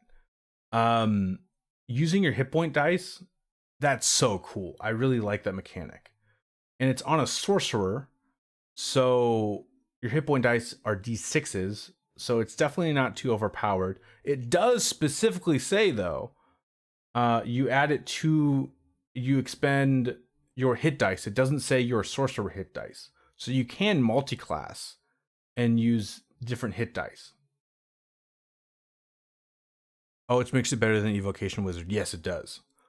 But one of the things, though, is if you're trying to get bigger hit dice, then you're gonna have less ability to cast spells. So it doesn't really help that much, you know. But like, and also, you can only use a number of hit dice equal to half the level of the spell you cast. So number equal to half the level of the spell slot expended. So like, rounded up though, minimum of 1 die. So if you cast a 3rd level Fireball, you can add an extra 2d6, which is pretty cool. The argument I'm seeing for people pushing back on this feature is about single day adventures. Well, and that's where I would like to get to, is this depends very much on how your table plays. Because, okay, so I was watching a different YouTuber's video on this. And one thing that I could tell based on how they talked about this ability, they definitely play very long adventuring days with a lot of combats. And so they didn't like this feature. But at my table that I play at, and tables that I run, we don't have that many combats in an adventuring day. And so there are times where I very often have unexpended hit dice. So I did watch Colby and Dungeon Dude's video, but I'm talking about Pack Tactics. Pack Tactics hated this feature because I think he plays in games that do. I think he does a lot of combats in one day, which, you know, that's fine. But I think that's why he didn't like this. But at my table, this would be really powerful. So yeah. And then this is the ability that I don't have a problem with, but I think it could get a little annoying for actually playing it at the table. And we're going to get into it. Lifesteal. So instead of drawing on your own life force, you can, when you use this feature, you can try to steal life from another creature you can see within 30 feet of yourself. The creature makes a Constitution saving throw against your spell save DC. Creatures that have immunity to exhaustion condition automatically succeed on the save. On a failed save, in place of rolling your own hit dice, roll a number of the creature's unexpended hit point dice, up to a number equal to half the level of slot expended. Round down, minimum of 1 die. You then add the total rolled to 1 damage roll of the spell, and those hit dice are expended for the creature. Once creature fails this save against lifesteal, you can't use lifesteal again until you finish a long rest, unless you expend 3 sorcery points, no action required to restore your use of it. So again, this is a very limited ability, so that's good to keep in mind. You can use sorcery points to fuel it, but yeah, mostly a very limited ability.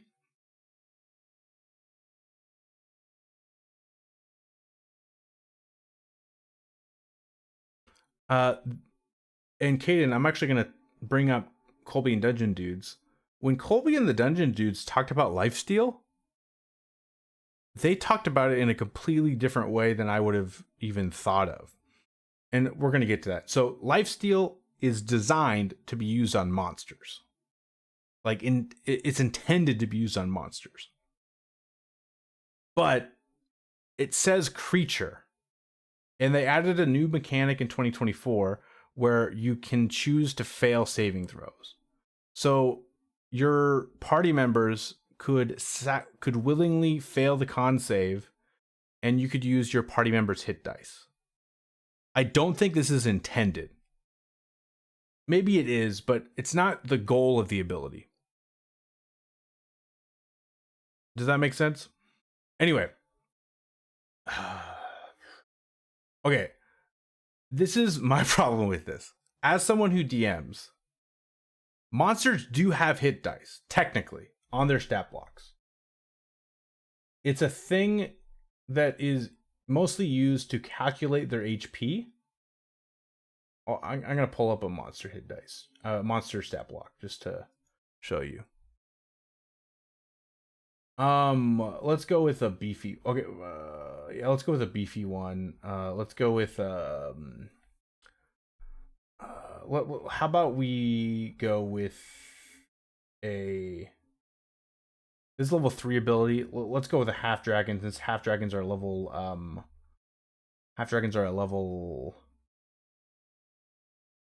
CR5. Okay, so there's only a CR5 monster. 14 D10 hit dice right here. That's a lot of hit dice, first of all. So technically though, your DM would probably have to track hit dice, and that's another thing the DM has to track, which is annoying. But also, like, let's say Hellhound's a lower CR. Honestly, maybe it's not a problem though, because monsters have so many hit dice, and you can only use it so many times. So maybe I'm overthinking it, and I'm glad I didn't necessarily look it up. Again, this is a CR0, but like they have 1. Like, yeah, monsters have so many hit dice. It's probably fine. Okay, so hit dice, by the way, are calculated by monster size. So this Hydra is a huge size creature, so they have D12s. But if you go to a gargantuan size creature, they use D20s, which is crazy. But they also have a very high con mod, so it might not. It'll be harder to succeed. There's so many things to talk about here. Oh my gosh, guys. Let's go to a dragon. Go to a green dragon. Since we're in the G's. Ancient green dragon. So ancient green dragon has 23 D20s. Okay. So yeah, It's con, right, too? Okay, so let me go over this. So the creature makes a Constitution saving throw against your spell save DC. So it's the thing is, Lifesteal is not a spell, so I don't think you could use heightened spell meta magic with it either. That's something to keep in mind too. So they have to fail a con save.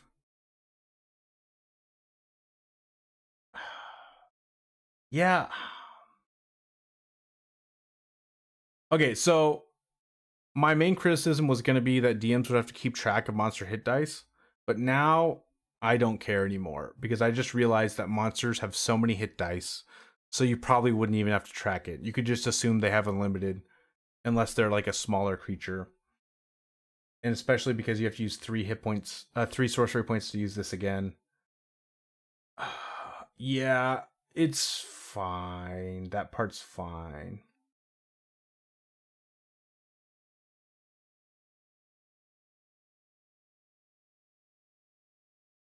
It's more, you have to track the exhaustion levels. Actually, no, it doesn't give them exhaustion. What it does is if they're immune to exhaustion, then it doesn't work. Or does it give them? I don't think it gives them exhaustion. That would be kind of cool if it did, though, to be honest. Maybe a little too strong, but yeah, it's just like, what creatures are immune to exhaustion, though? I feel like that's... I bet there's some, like, undead that are. Well, let me check. Let me look at some undead creature type. Let's look at high level undead. Let's look up like the Death Knight. Yeah. Yeah, immunity is exhaustion. Yeah, you can't use it on a lot of undead creatures. Okay, so yeah. Maybe this ability is just fine, and I thought about it too hard. I feel like that's the case. Okay, I like it. I like it now. I like it now, guys. It's cool. But I think it should say, I don't think you should be able to use your party members' hit dice. I feel like that's kind of dumb. I don't know. Oh, constructs too are immune to exhaustion. Yeah, that makes sense. Okay, let's read some other stuff though. Let's look at this spell list. So we get, and remember, expanded spell lists are really important for sorcerers because sorcerers don't get as many spells as other spellcasting classes. So we get Defiler spells. We get blindness, deafness, inflict wounds, rave enfeeblement, rave sickness, bestow curse, vampiric touch, blight, hallucinatory terrain, and anti-life shell and contagion. Honestly, thematically, this spell list is awesome. In play, actually playing it, a lot of these spells are kind of bad. So that sucks. But they're all really good. They're all really thematic. Bestow Curse is pretty good. Anti-Life Shell is pretty good. Hallucinatory Terrain is decent, depending on what you're doing. But Blindness, Deafness... Yeah, the new Inflict Wounds is bad. Rave Enfeeblement, not very good. Rave Sickness, not very good. Vampiric Touch isn't very good. Yeah. Blight is good if you're fighting plants. And yeah. But it is thematic. Let's go to level 6 though. We have Corrupted Caster. You learn further ways to tap into the corrupting magic within yourself, granting you the following benefits. Defiler's Ward. When you take a bonus action to transform sorcery points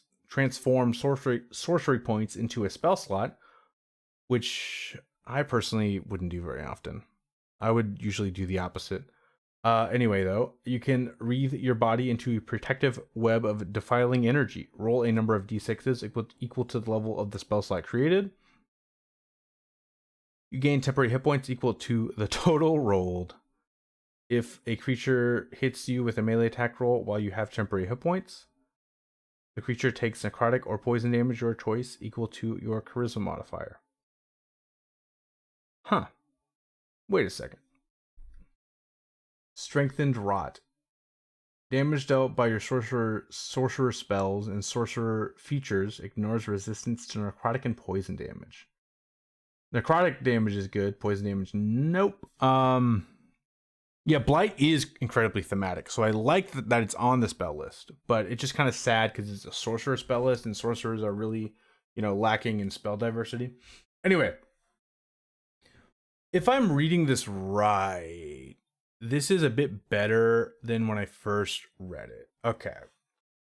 So, yeah, that would be crazy, but okay. Take away the first paragraph, read the second paragraph by itself, because it doesn't rely on the first paragraph. It says, if a creature hits you with a melee attack roll while you have temporary hit points, doesn't matter the source. It doesn't say it matters the source. The creature takes necrotic or poison damage, your choice, equal to your charisma modifier. That's just if you have any temporary hit points from any source, no matter what. It doesn't have to be the temporary hit points from the first part of the ability. You don't even have to use the first part of the ability for that to work, based on how I'm reading it. That's pretty cool, especially because every class gives you temporary hit points now. Yeah, I like that. But the actual first part of the ability, I don't really like. Mostly just because I feel like it's kind of dumb. I don't know. Because I don't use sorcery points to convert into spell slots very much.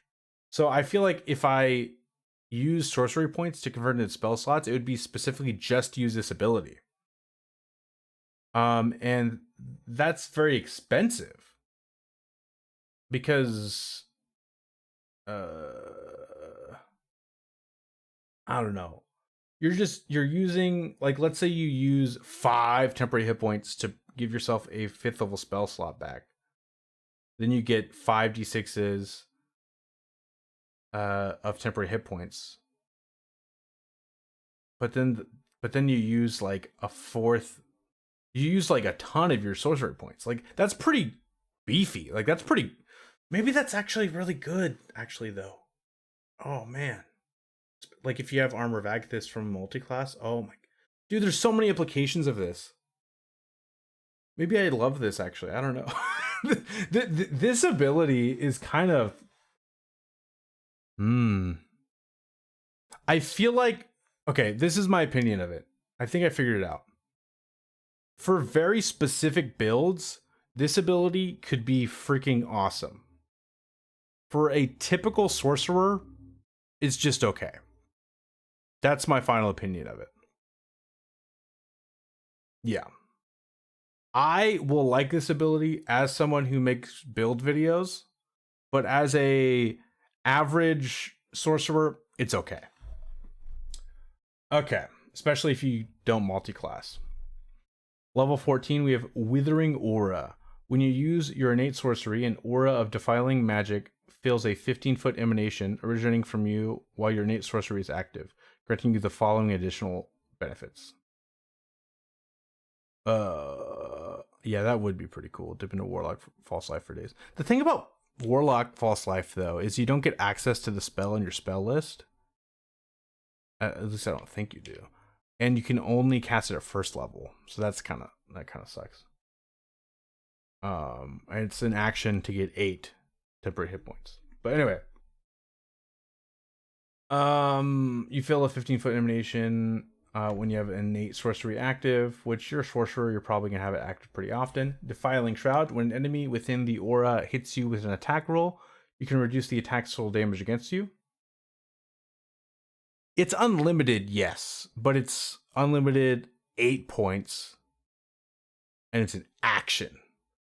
I just feel like it's not that much temporary hit points, and it requires your full action. And that kind of sucks. But you are a sorcerer, so you can use Quicken Spell. But I feel at high levels, I just feel like 8 points is gonna go away so quickly. But anyway, you can reduce that attack's total damage against you. The reduction equals your charisma modifier. Yeah, that is true. You're guaranteed to have it on before a fight, so it'll be good. It'll be good at the beginning of a fight for sure. And it is level 6. So 8 is pretty good at level 6. And then you got Essence Siphon. When an enemy dies within the aura, you regain 1d4 sorcery points. Once you use this benefit, you can't regain sorcery points in this way until you use innate sorcery again. Okay. Withering Aura, I think, makes the other abilities better because this subclass relies this subclass to be the most effective relies on a lot of sorcery point uses. Yeah, I think comboing this with a Fiend Warlock would actually be insane. Again, though, Fiend Warlock is based on your Warlock level and Charisma mod. So, like, to use that 3rd level ability. But, like, yeah, that would be a good combo. I think what's interesting about this is I feel like your playstyle would change a lot throughout the lifespan of playing this character. You start out with not very many abilities that help you as as being like more in melee range until level 6, and then it is on a very expensive resource, and then you don't get a way to reduce how expensive that resource is until level 14. Because but I think by level 14 you can play a sorcerer playstyle where you're casting spells in close range combat. And that's pretty cool.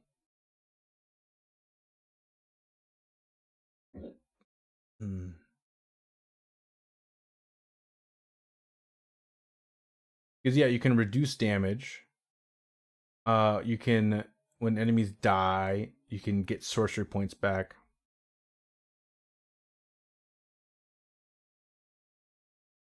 Yeah, but it's like a blade singer with no abilities to use weapons at all. So it's like a melee range caster, which is interesting. And you are a sorcerer, so you do have proficiency in Constitution saving throws. So that is cool. But anyway, at level 18, we got Superior Defiler. You've perfected your ability to control and channel defiling magic, granting you the following benefits. Fouled Soul. You have immunity to the poisoned and exhaustion conditions. Furthered Defilement. The size of your withering aura increases to a 30-foot emanation. I'm gonna reread that. Further Defilement. The size of your withering aura increases to a 30-foot emanation. In addition, enemies can't regain hit points while in your aura. Thematically, really cool. As an 18th level capstone, it's just okay.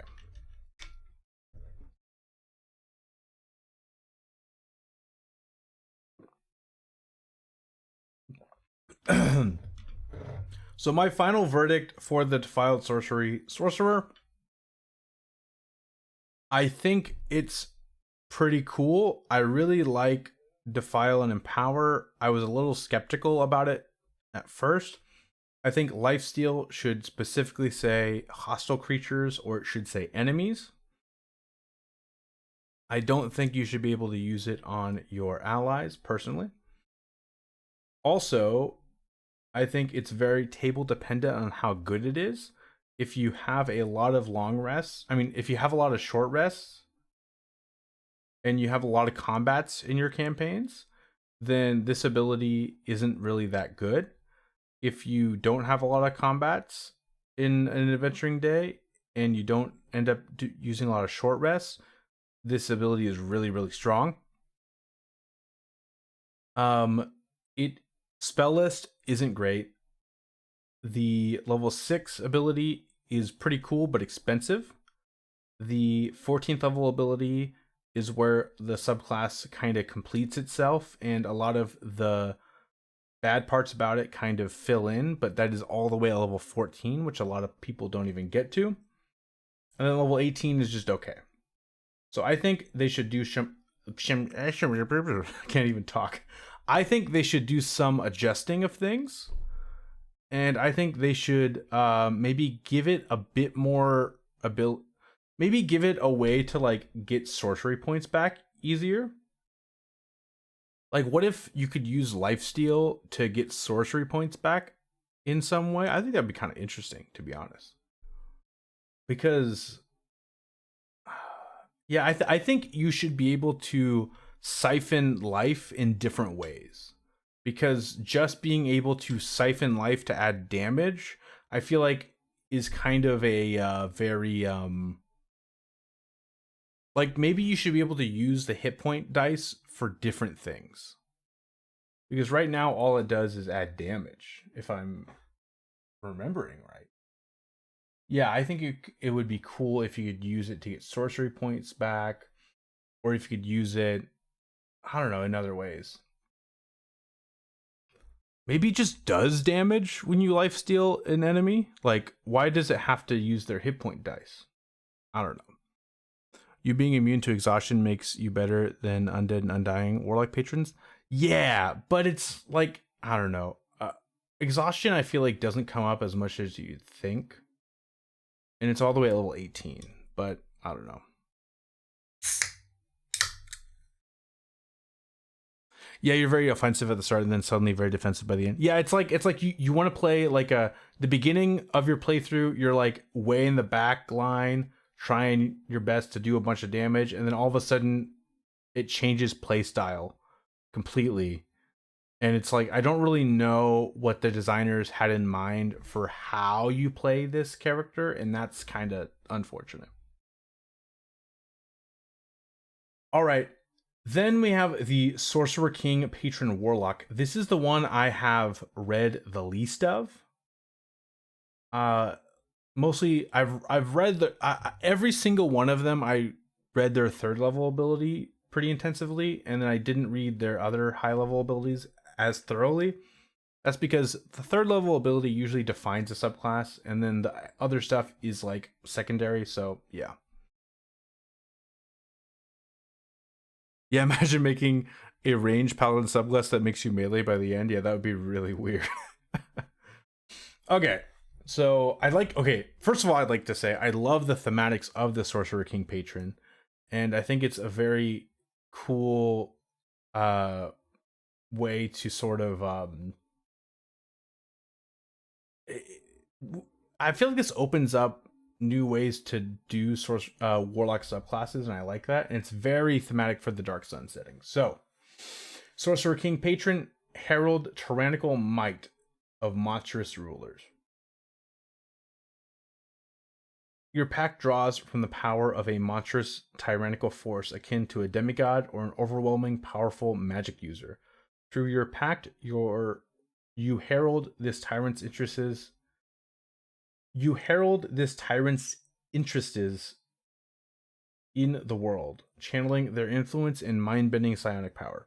So, from what I know about Dark Sun, the people that kind of rule the world are these sorcerer kings, and they're kind of like the people that kind of ruin the world.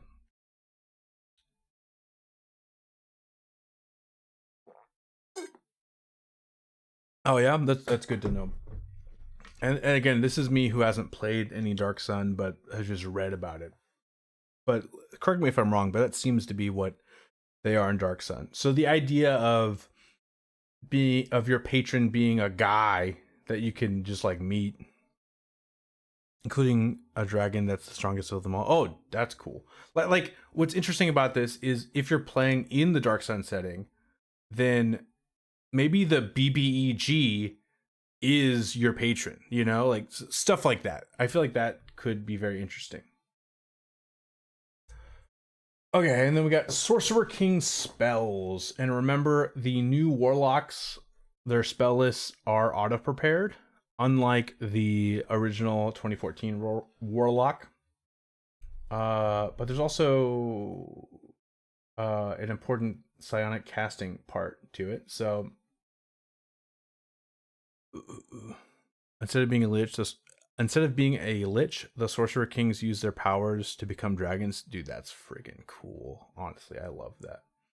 Okay, so you get psionic casting. When you cast a spell from the Sorcerer-King spells table, you can do it without verbal or material components, except material components that are consumed by the spell or that have a cost specified in the spell. That's really cool. Again, this is akin to the Scion class that we saw in one of the previous UAs.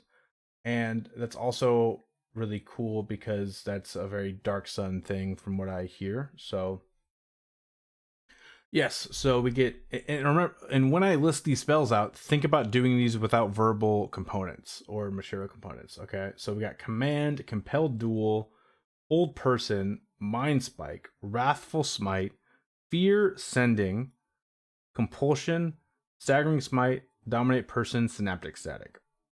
Those are great. Those are really great in my opinion. I love that spell list. And like, imagine not being able to be counterspelled from all those spells. Like that's awesome. I really like that. So my question is, where's my dragon powers in the subclass or the Sorcerer King sub feature? They covet magic and power. Where's that? Yeah, that's the thing. Is this is probably the most directly Dark Sun subclass, and they seem to have not have.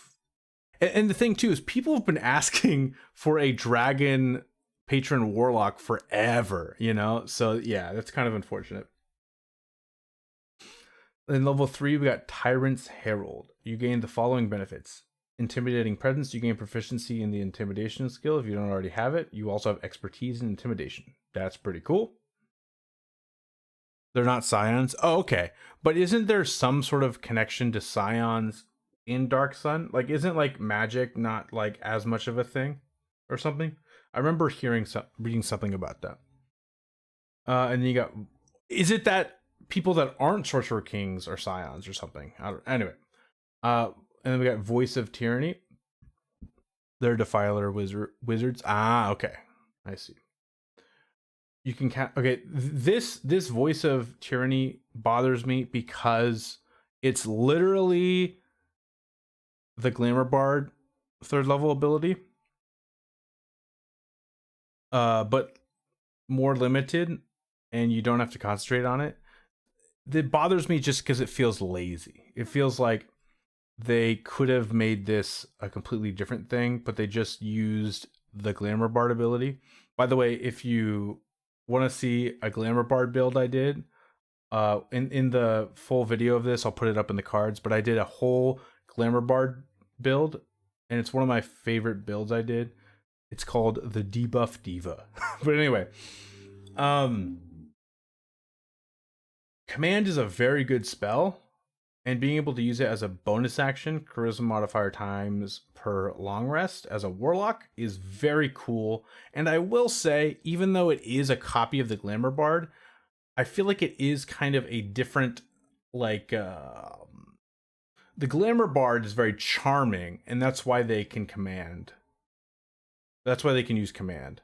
This is kind of a little different spin on it, where it's like, this is command because this character is very like intimidating and they're like a tyrant theme.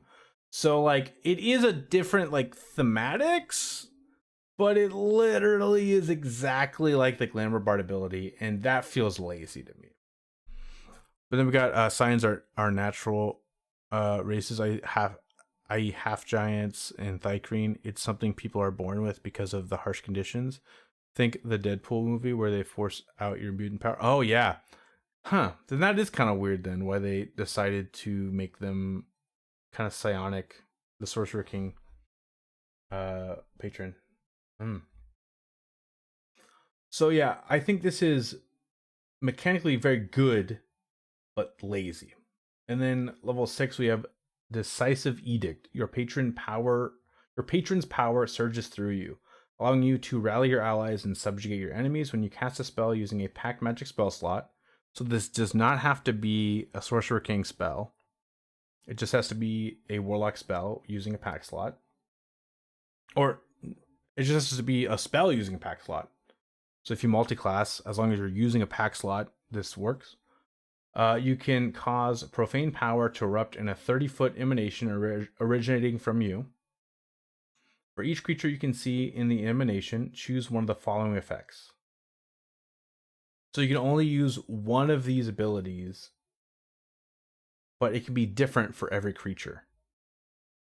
Does that make sense? So you can't use multiple abilities. You can't use multiple abilities on the same creature, but you can use different abilities on each creature. And is there a third one? No, just two. Okay. So we have Marshal. The creature has advantage on attack rolls until the end of its next turn. That's the one you use on your allies. Then we got Oppress. The creature must succeed on a Wisdom saving throw against your spell save DC or have the Frightened condition until the end of its next turn. Once you use this feature, you can't do so again until you finish a short or a long rest. You also regain use of this feature when you use Magical Cunning. So pretty limited ability. But you're probably going to be able to use this once per combat at least. By lore, I thought Sorcerer Kings were trying to ascend to Dragondom or something like that. Yeah, that's what Caden was saying. So yeah. But that also means that they might be doing something different than in that Dark Sun book that they're probably coming out with, which that, for Dark Sun fans, that's kind of unfortunate if they change it up too much. But yeah, so we got you give your party advantage, and you frighten creatures, but only until the end of their next turn. It's fine. Not amazing, not terrible. No dragon theme, except the general sort of vibes that dragons kind of have. Like, some dragons are thematically very tyrannical, but that's it. You're not getting any dragon abilities at all. Okay, so we got level 10, Vindictive Rebuke. And I have dived into, because I've designed a lot of my own subclasses based on the 2024 rules. This is very typical for warlocks. All warlocks in the player's handbook, the new player's handbook, have a level 10 feature that's very defensive. So let's read it though. You learn to rebuff those who challenge you or the might of your patron. When an enemy hits you with an attack roll, you can take a reaction to force the enemy to re-roll the d20, and the enemy must use the new roll. Okay? If this reaction turns the attack roll into a miss, the triggering creature takes psychic damage equal to your warlock level. Okay? You can use this feature a number of times equal to your charisma modifier, and you regain all expended use when you finish a long rest. That's fine. Not amazing, but fine. And then we got Absolute Tyranny, level 14. Actually, wait. One thing I want to mention about Vindictive Rebuke first, though. This is important. So it's not... Okay. So, let's say you have the Luck feat, which you're a warlock. So you have easier access to origin feats. You could take, if you don't take it with your background, you could take it with Lessons of the First Ones, which, if you don't know, it's an invocation where you can get an origin feat as the invocation. The Luck feat, you can, for free, with no action, make an attack roll against you disadvantage. Disadvantage doesn't stack, but this ability makes the enemy reroll a d20. So it's not disadvantage. So this would stack with disadvantage. So let's say you are getting hit by something that you really don't want to hit you, and you have the Luck feat. You can make it disadvantage. Let's say it still hits you with that disadvantage. Then you can make it reroll the d20. Just something to think about. Okay. Absolute Tyranny. You wield your patron's tyrannical might with absolute conviction. Whenever you cast command, you can target one additional creature within the spell's range. Additionally, a creature frightened by you automatically fails its saving throw against any command you cast. What? Oh, if they're frightened by you. Okay. Huh.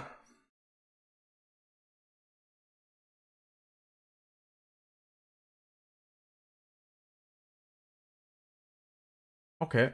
I think this is really cool. Also, think about this, guys.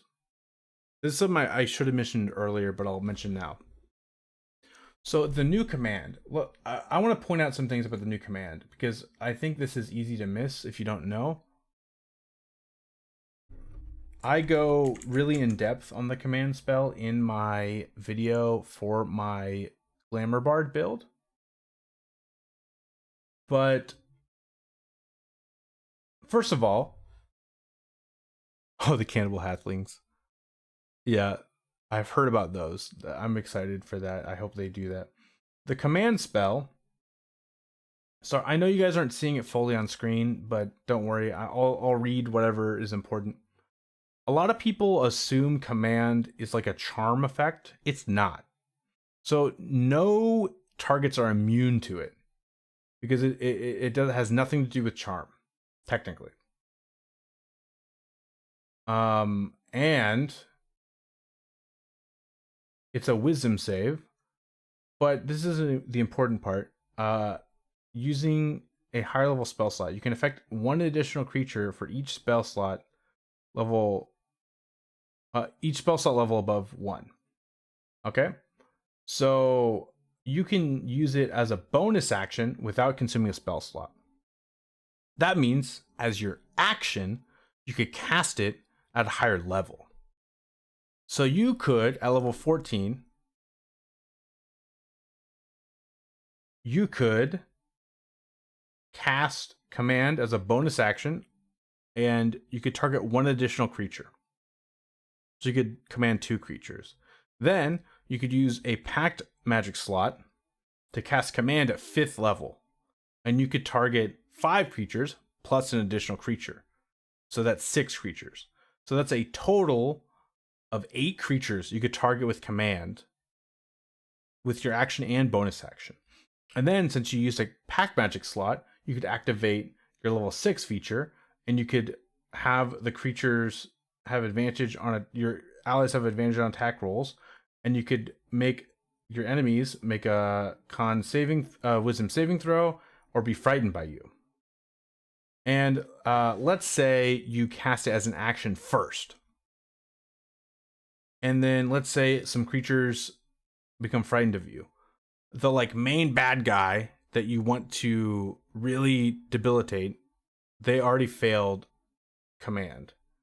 Or they failed this saving throw and now they're frightened. Then you can use command as a bonus action, and you can make it so they automatically fail the save. That's pretty cool. If that was convoluted and you didn't catch it, sorry, but like that's a pretty cool combo. That's a level 14 though. A lot of things are going to be immune to frightened. So that kind of sucks. It might not be super useful all the time, but a lot of the time this will be pretty good. So yeah.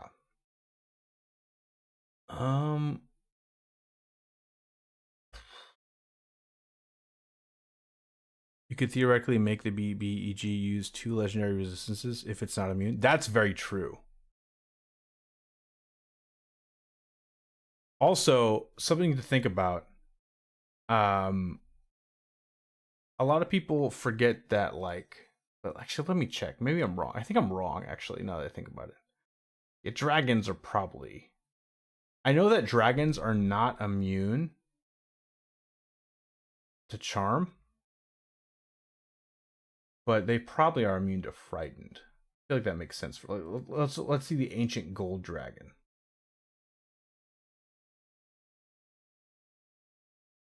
No, they're not immune to anything but damage types.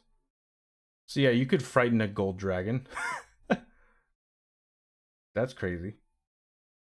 Can you frighten a green dragon? You probably can. A lot of the dragon stat blocks are a red dragon. That's what I'm trying to. Colors, man. Red dragon. Let's look up red. Ancient red dragon.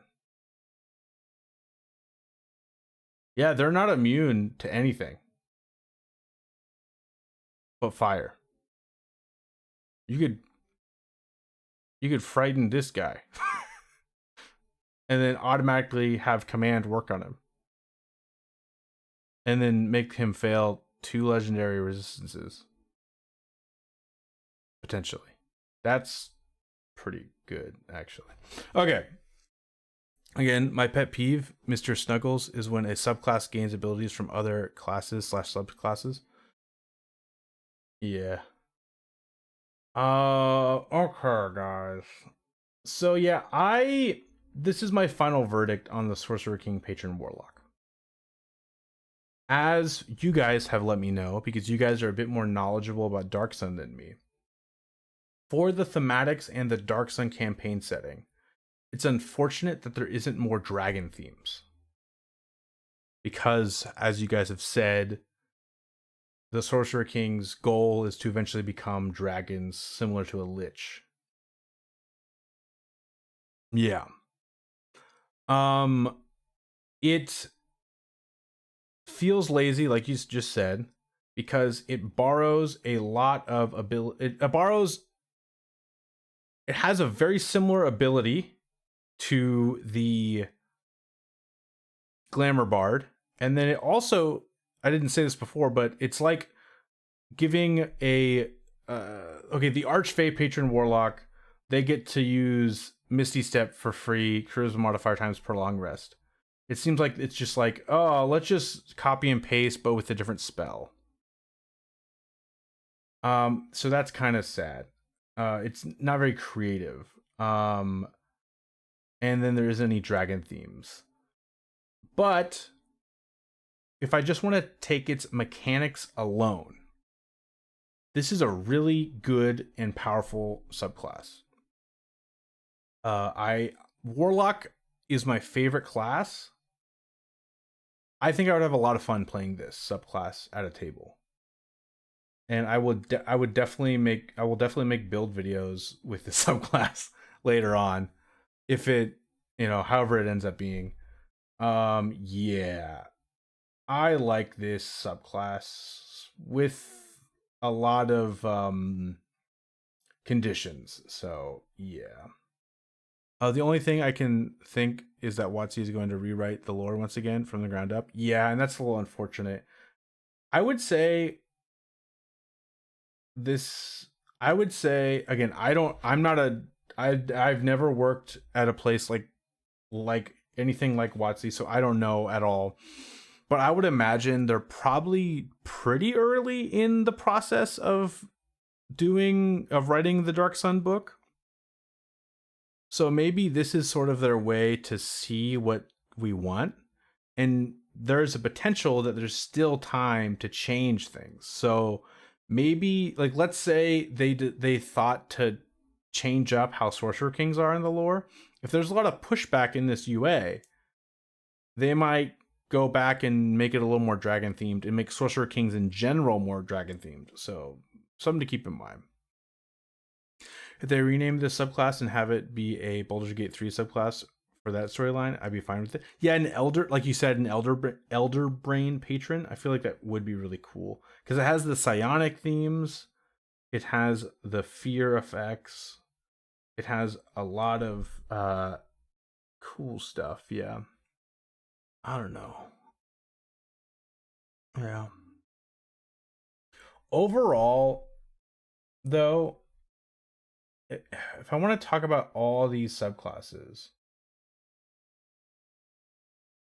I'm gonna real quick give my summary of all four and give my opinion. Circle of Preservation needs a little adjustments, but is mostly good. Gladiator, love it. Definitely needs adjustments though. Defiled Sorcery Sorcerer, I like the level 3 feature. I don't know what the vision of the playstyle of the class is though, and that bothers me. I think this needs a lot of work, but good job with doing something different with the level 3 feature.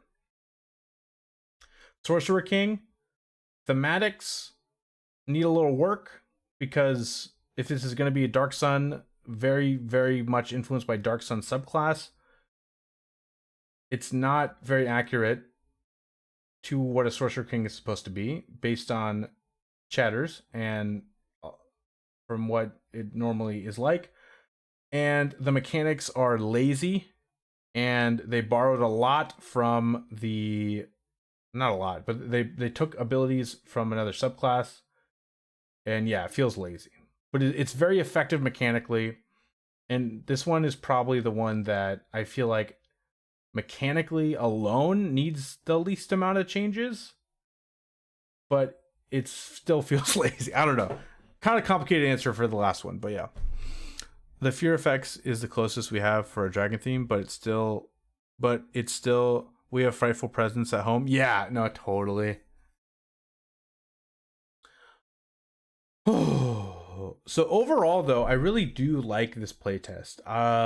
It's really exciting that they're doing something different. It's really exciting that we're probably going to get a Dark Sun book. Like, that's super cool. But yeah, definitely I hope there's a second playtest with these subclasses. They've been doing a lot of one playtests with subclasses and they don't bring them back. Like, I don't think they did a second playtest for the Forgotten Realms for the Forgotten Realms subclasses. I really hope there's a second playtest with more subclasses. So yeah, that's kind of my opinion. If you guys like subclasses though, I actually make my own subclasses, and I have a Patreon where I have right now I'll show you. It's down in the description too. So I have this collection of subclasses. I have the Circle of Herbalism Druid that I came out with this much. I have the Gravity Warden Ranger. This one's free. And then I have the Oath of Radiance Paladin. And then next month, I'm coming out with the College of Pantomime Bard, which is like a mime bard. So if you want to check those out, you can check out my Patreon in the link in the description. And you also get like early access to videos, and like I got 3 tiers. One gives you early access to videos in a special Discord channel. This one gives you access to all of my PDFs, and I got another Discord channel that is you get way early access to other stuff, and then I have a 5th tier, a 3rd tier where you get I say your name at the end of videos and you get all the other stuff. So yeah. But anyway, if they get 80%, if they get 80% or better or below 55, we don't see them again. Only Hexblade got a second look, if I recall. Yeah, I feel like that's right. Cool.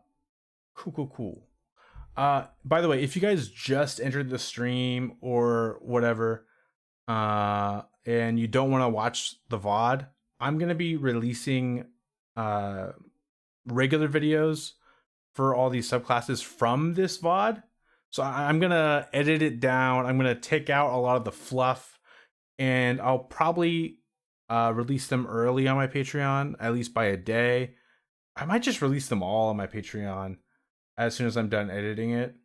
And then throughout this coming week, I'll post one like I'll probably post one on like Wednesday, Thursday, Friday, Saturday. We'll see. Hexblade was hated and people wanted the old one back. The second one we got was WotC's Compromise. Yeah, I actually have a whole video going over the Hexblade if you want to check it out. I did the initial review, and then I also did the second one. I forgot exactly how I felt about it, to be honest, but I definitely didn't like the first iteration. I was more okay with the second. Oh man. By the way, guys, I'm probably this week gonna release my sort of playtest for my mime bard, my College of Pantomime bard. If you guys want, though, I can kind of tell you about it.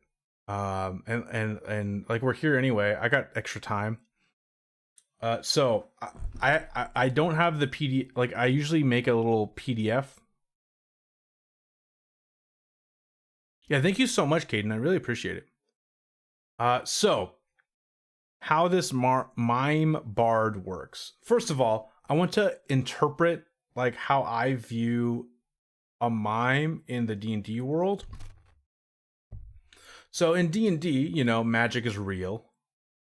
I want my cannibal halfling barbarian subclass. We might still get it. Who knows? They might do another playtest with more subclasses, you know. But okay, so I feel like a lot of people when they think of like a mime magic, they think of illusion magic. I disagree. Because illusion magic, especially in D&D, is you seeing things and hearing things that aren't actually there. You know what I mean? And what mimes do is the opposite, kind of. Is you don't see anything. But if it's magic, then of course they actually make the things. So for example, what I mean is I'm going to have an ability where the mime can make an invisible wall. And I would argue that that's conjuration magic. That's not illusion magic. Because I'm not taking a real wall and making it invisible. That would be illusion magic. I am making a wall that wasn't there before. And that's conjuration. So I have this class of the first ability is basically they don't have to use somatic components, or they don't have to use verbal components for conjuration and transmutation spells. And then they get access to the silence spell for free. And when they're concentrating on silence, they don't have to use any verbal components for any of their spells. And then also silence is a conjuration spell for them. That's so they can cast silence without verbal components. Then they get two abilities. The first ability they get as a reaction to getting hit, or when they give someone a bardic inspiration die, they can put an invisible wall in front of them. That's a 5x5 wall, and it counts as total cover. And if you use it as a reaction, instead of hitting you, the attacker hits the wall, and the wall has an AC and HP that scales with your level. And if you use it when you give someone a bardic inspiration, then yeah, it just is in front of you. And then their second ability they can use is they can consume a bardic inspiration die. And basically, what happens is you make it so your movement speed goes up by half. So if you have 30 movement speed, you get 45. And then however much you move, you can I worded it I'm going to find out how to word it better. But basically, let's say there's a big cliff and you want to cross it. You can walk on the air and it becomes an invisible bridge. Or you can walk vertically and you can make a ladder appear, and it's limited by your movement. Or you can make a rope appear. Like basically you get to conjure ropes and bridges and ladders and stuff. And then what was the sixth level ability? I forgot. I'm gonna have to. I didn't forgot. It's just written down.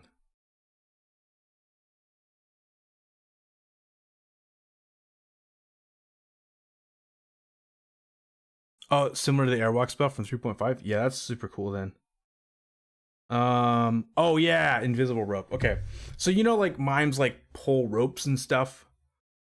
They do that. So, okay, when you cast a bard spell from the conjuration or transmutation skill, a school using a spell slot, you can pull an invisible rope as part of the same action.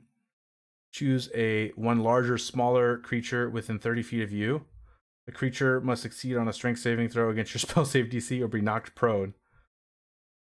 You can use this feature only once on each of your turns. So actually, kind of, but like I said earlier, it's. I would argue that it's not illusion magic; it's conjuration, because he's making invisible things real. I do have an invisible force cage. That is a level 14 ability. This is the one that I'm fine tuning a bit more. It's level 14. It's called Mime's Box. It's basically giving you Force Cage, but without casting Force Cage. And the reason why is the new Force Cage is kind of expensive to cast. I could make you cast it. I could just make it so that you cast it without spell components. But I feel like that's kind of boring. So I basically made a feature that has you do a Force Cage type ability. And yeah. And yeah, I'm still figuring out the wording of it.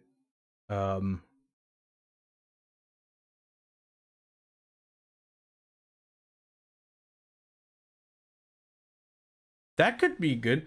I just like I don't know. I feel like a lot of people are a little tired of the spells as features stuff, and so I'm a little afraid to just make it. You get to cast Force Cage without material components, and it only lasts a minute. That's so clean though and simple. So I might just make it that. I don't know, but yeah, I definitely if I don't do that, I'll definitely have a Force Cage like ability. But yeah, so basically you can make walls appear. You can do some castings without using verbal components. Uh, I can see that, but it'd be not that different from the Fey Wanderer Ranger summoning Fey. Yeah, you're right. You can make invisible ladders and ropes and bridges appear. You can pull people and knock them prone with invisible ropes, and you can do like a Force Cage box thing. So, yeah, I think it's fun. I already commissioned the art. The art's gonna be done. I think the artist told me he is gonna have it done by this upcoming Wednesday, which is super cool. And then yeah. But anyway, guys, I'm probably gonna head out though. I need to edit this into VODs that I can post. So I'm gonna do that. But I'll probably post that Mime Bard by Monday. Yeah, I think I'll post it by Monday. And then I'll post these VODs throughout the week. When I mentioned the illusion subclass, I was thinking the 14th level feature that makes illusion magic real. Oh, I get what you're saying. Yeah, that does make sense. I always thought the illusion wizard was kind of weird though. I don't know.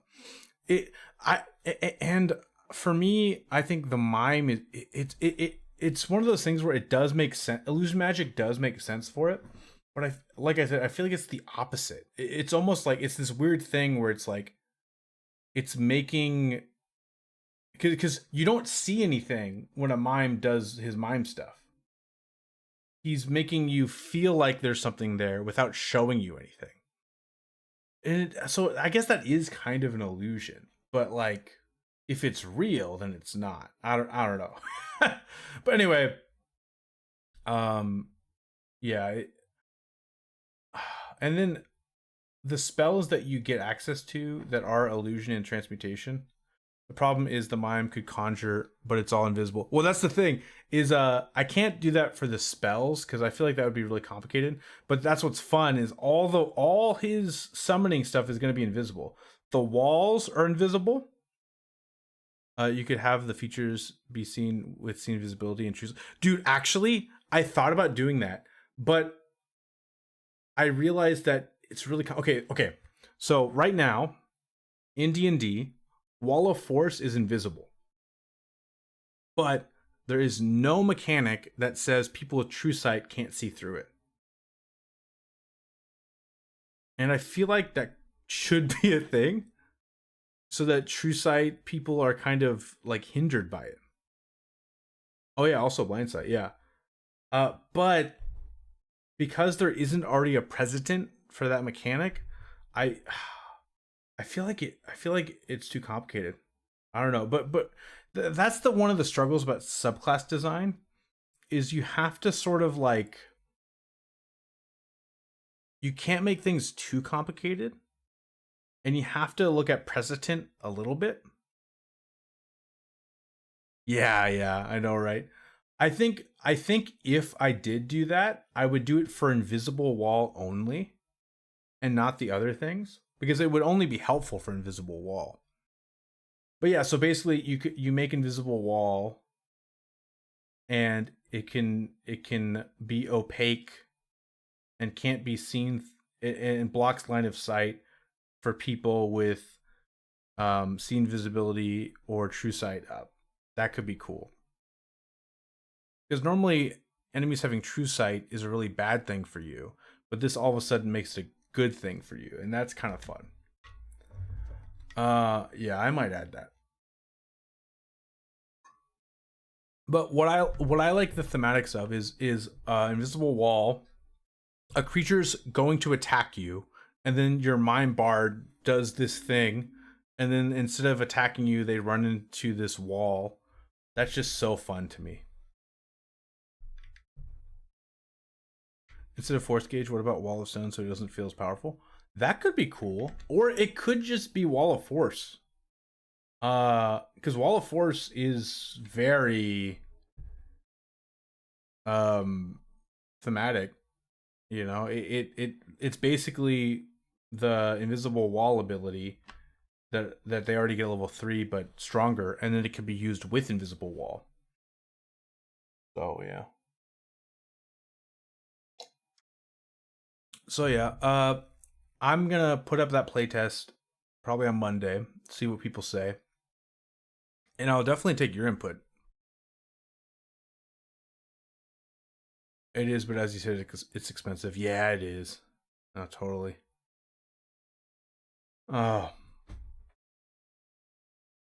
because it requires, yeah, because Wall of Stone just pops up, right? It doesn't. It isn't concentration.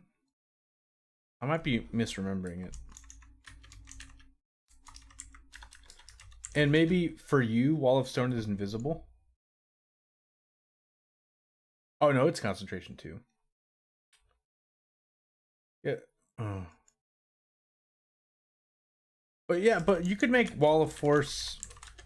You could make it free for this bard, you know. Yeah, they're both 5th level spells, so Wall of Force is way more thematic than Wall of Stone. But yeah, the Force Cage.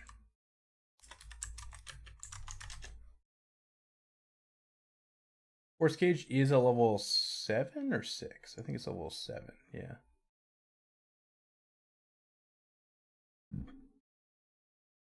Yeah.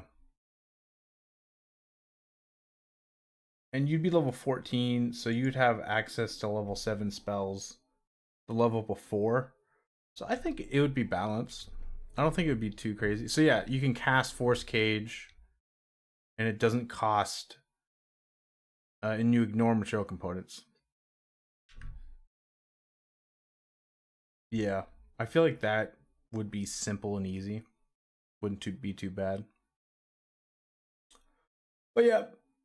Anyway, I'm gonna do my editing thing. So I'll see you guys later. Thank you so much, Caden, for hanging out. And yeah, I'll be posting these on Patreon as soon as I get done editing them. And then we'll see it on YouTube a few days later. So yeah. Peace out, guys. Have a wonderful day, and I'll catch you later.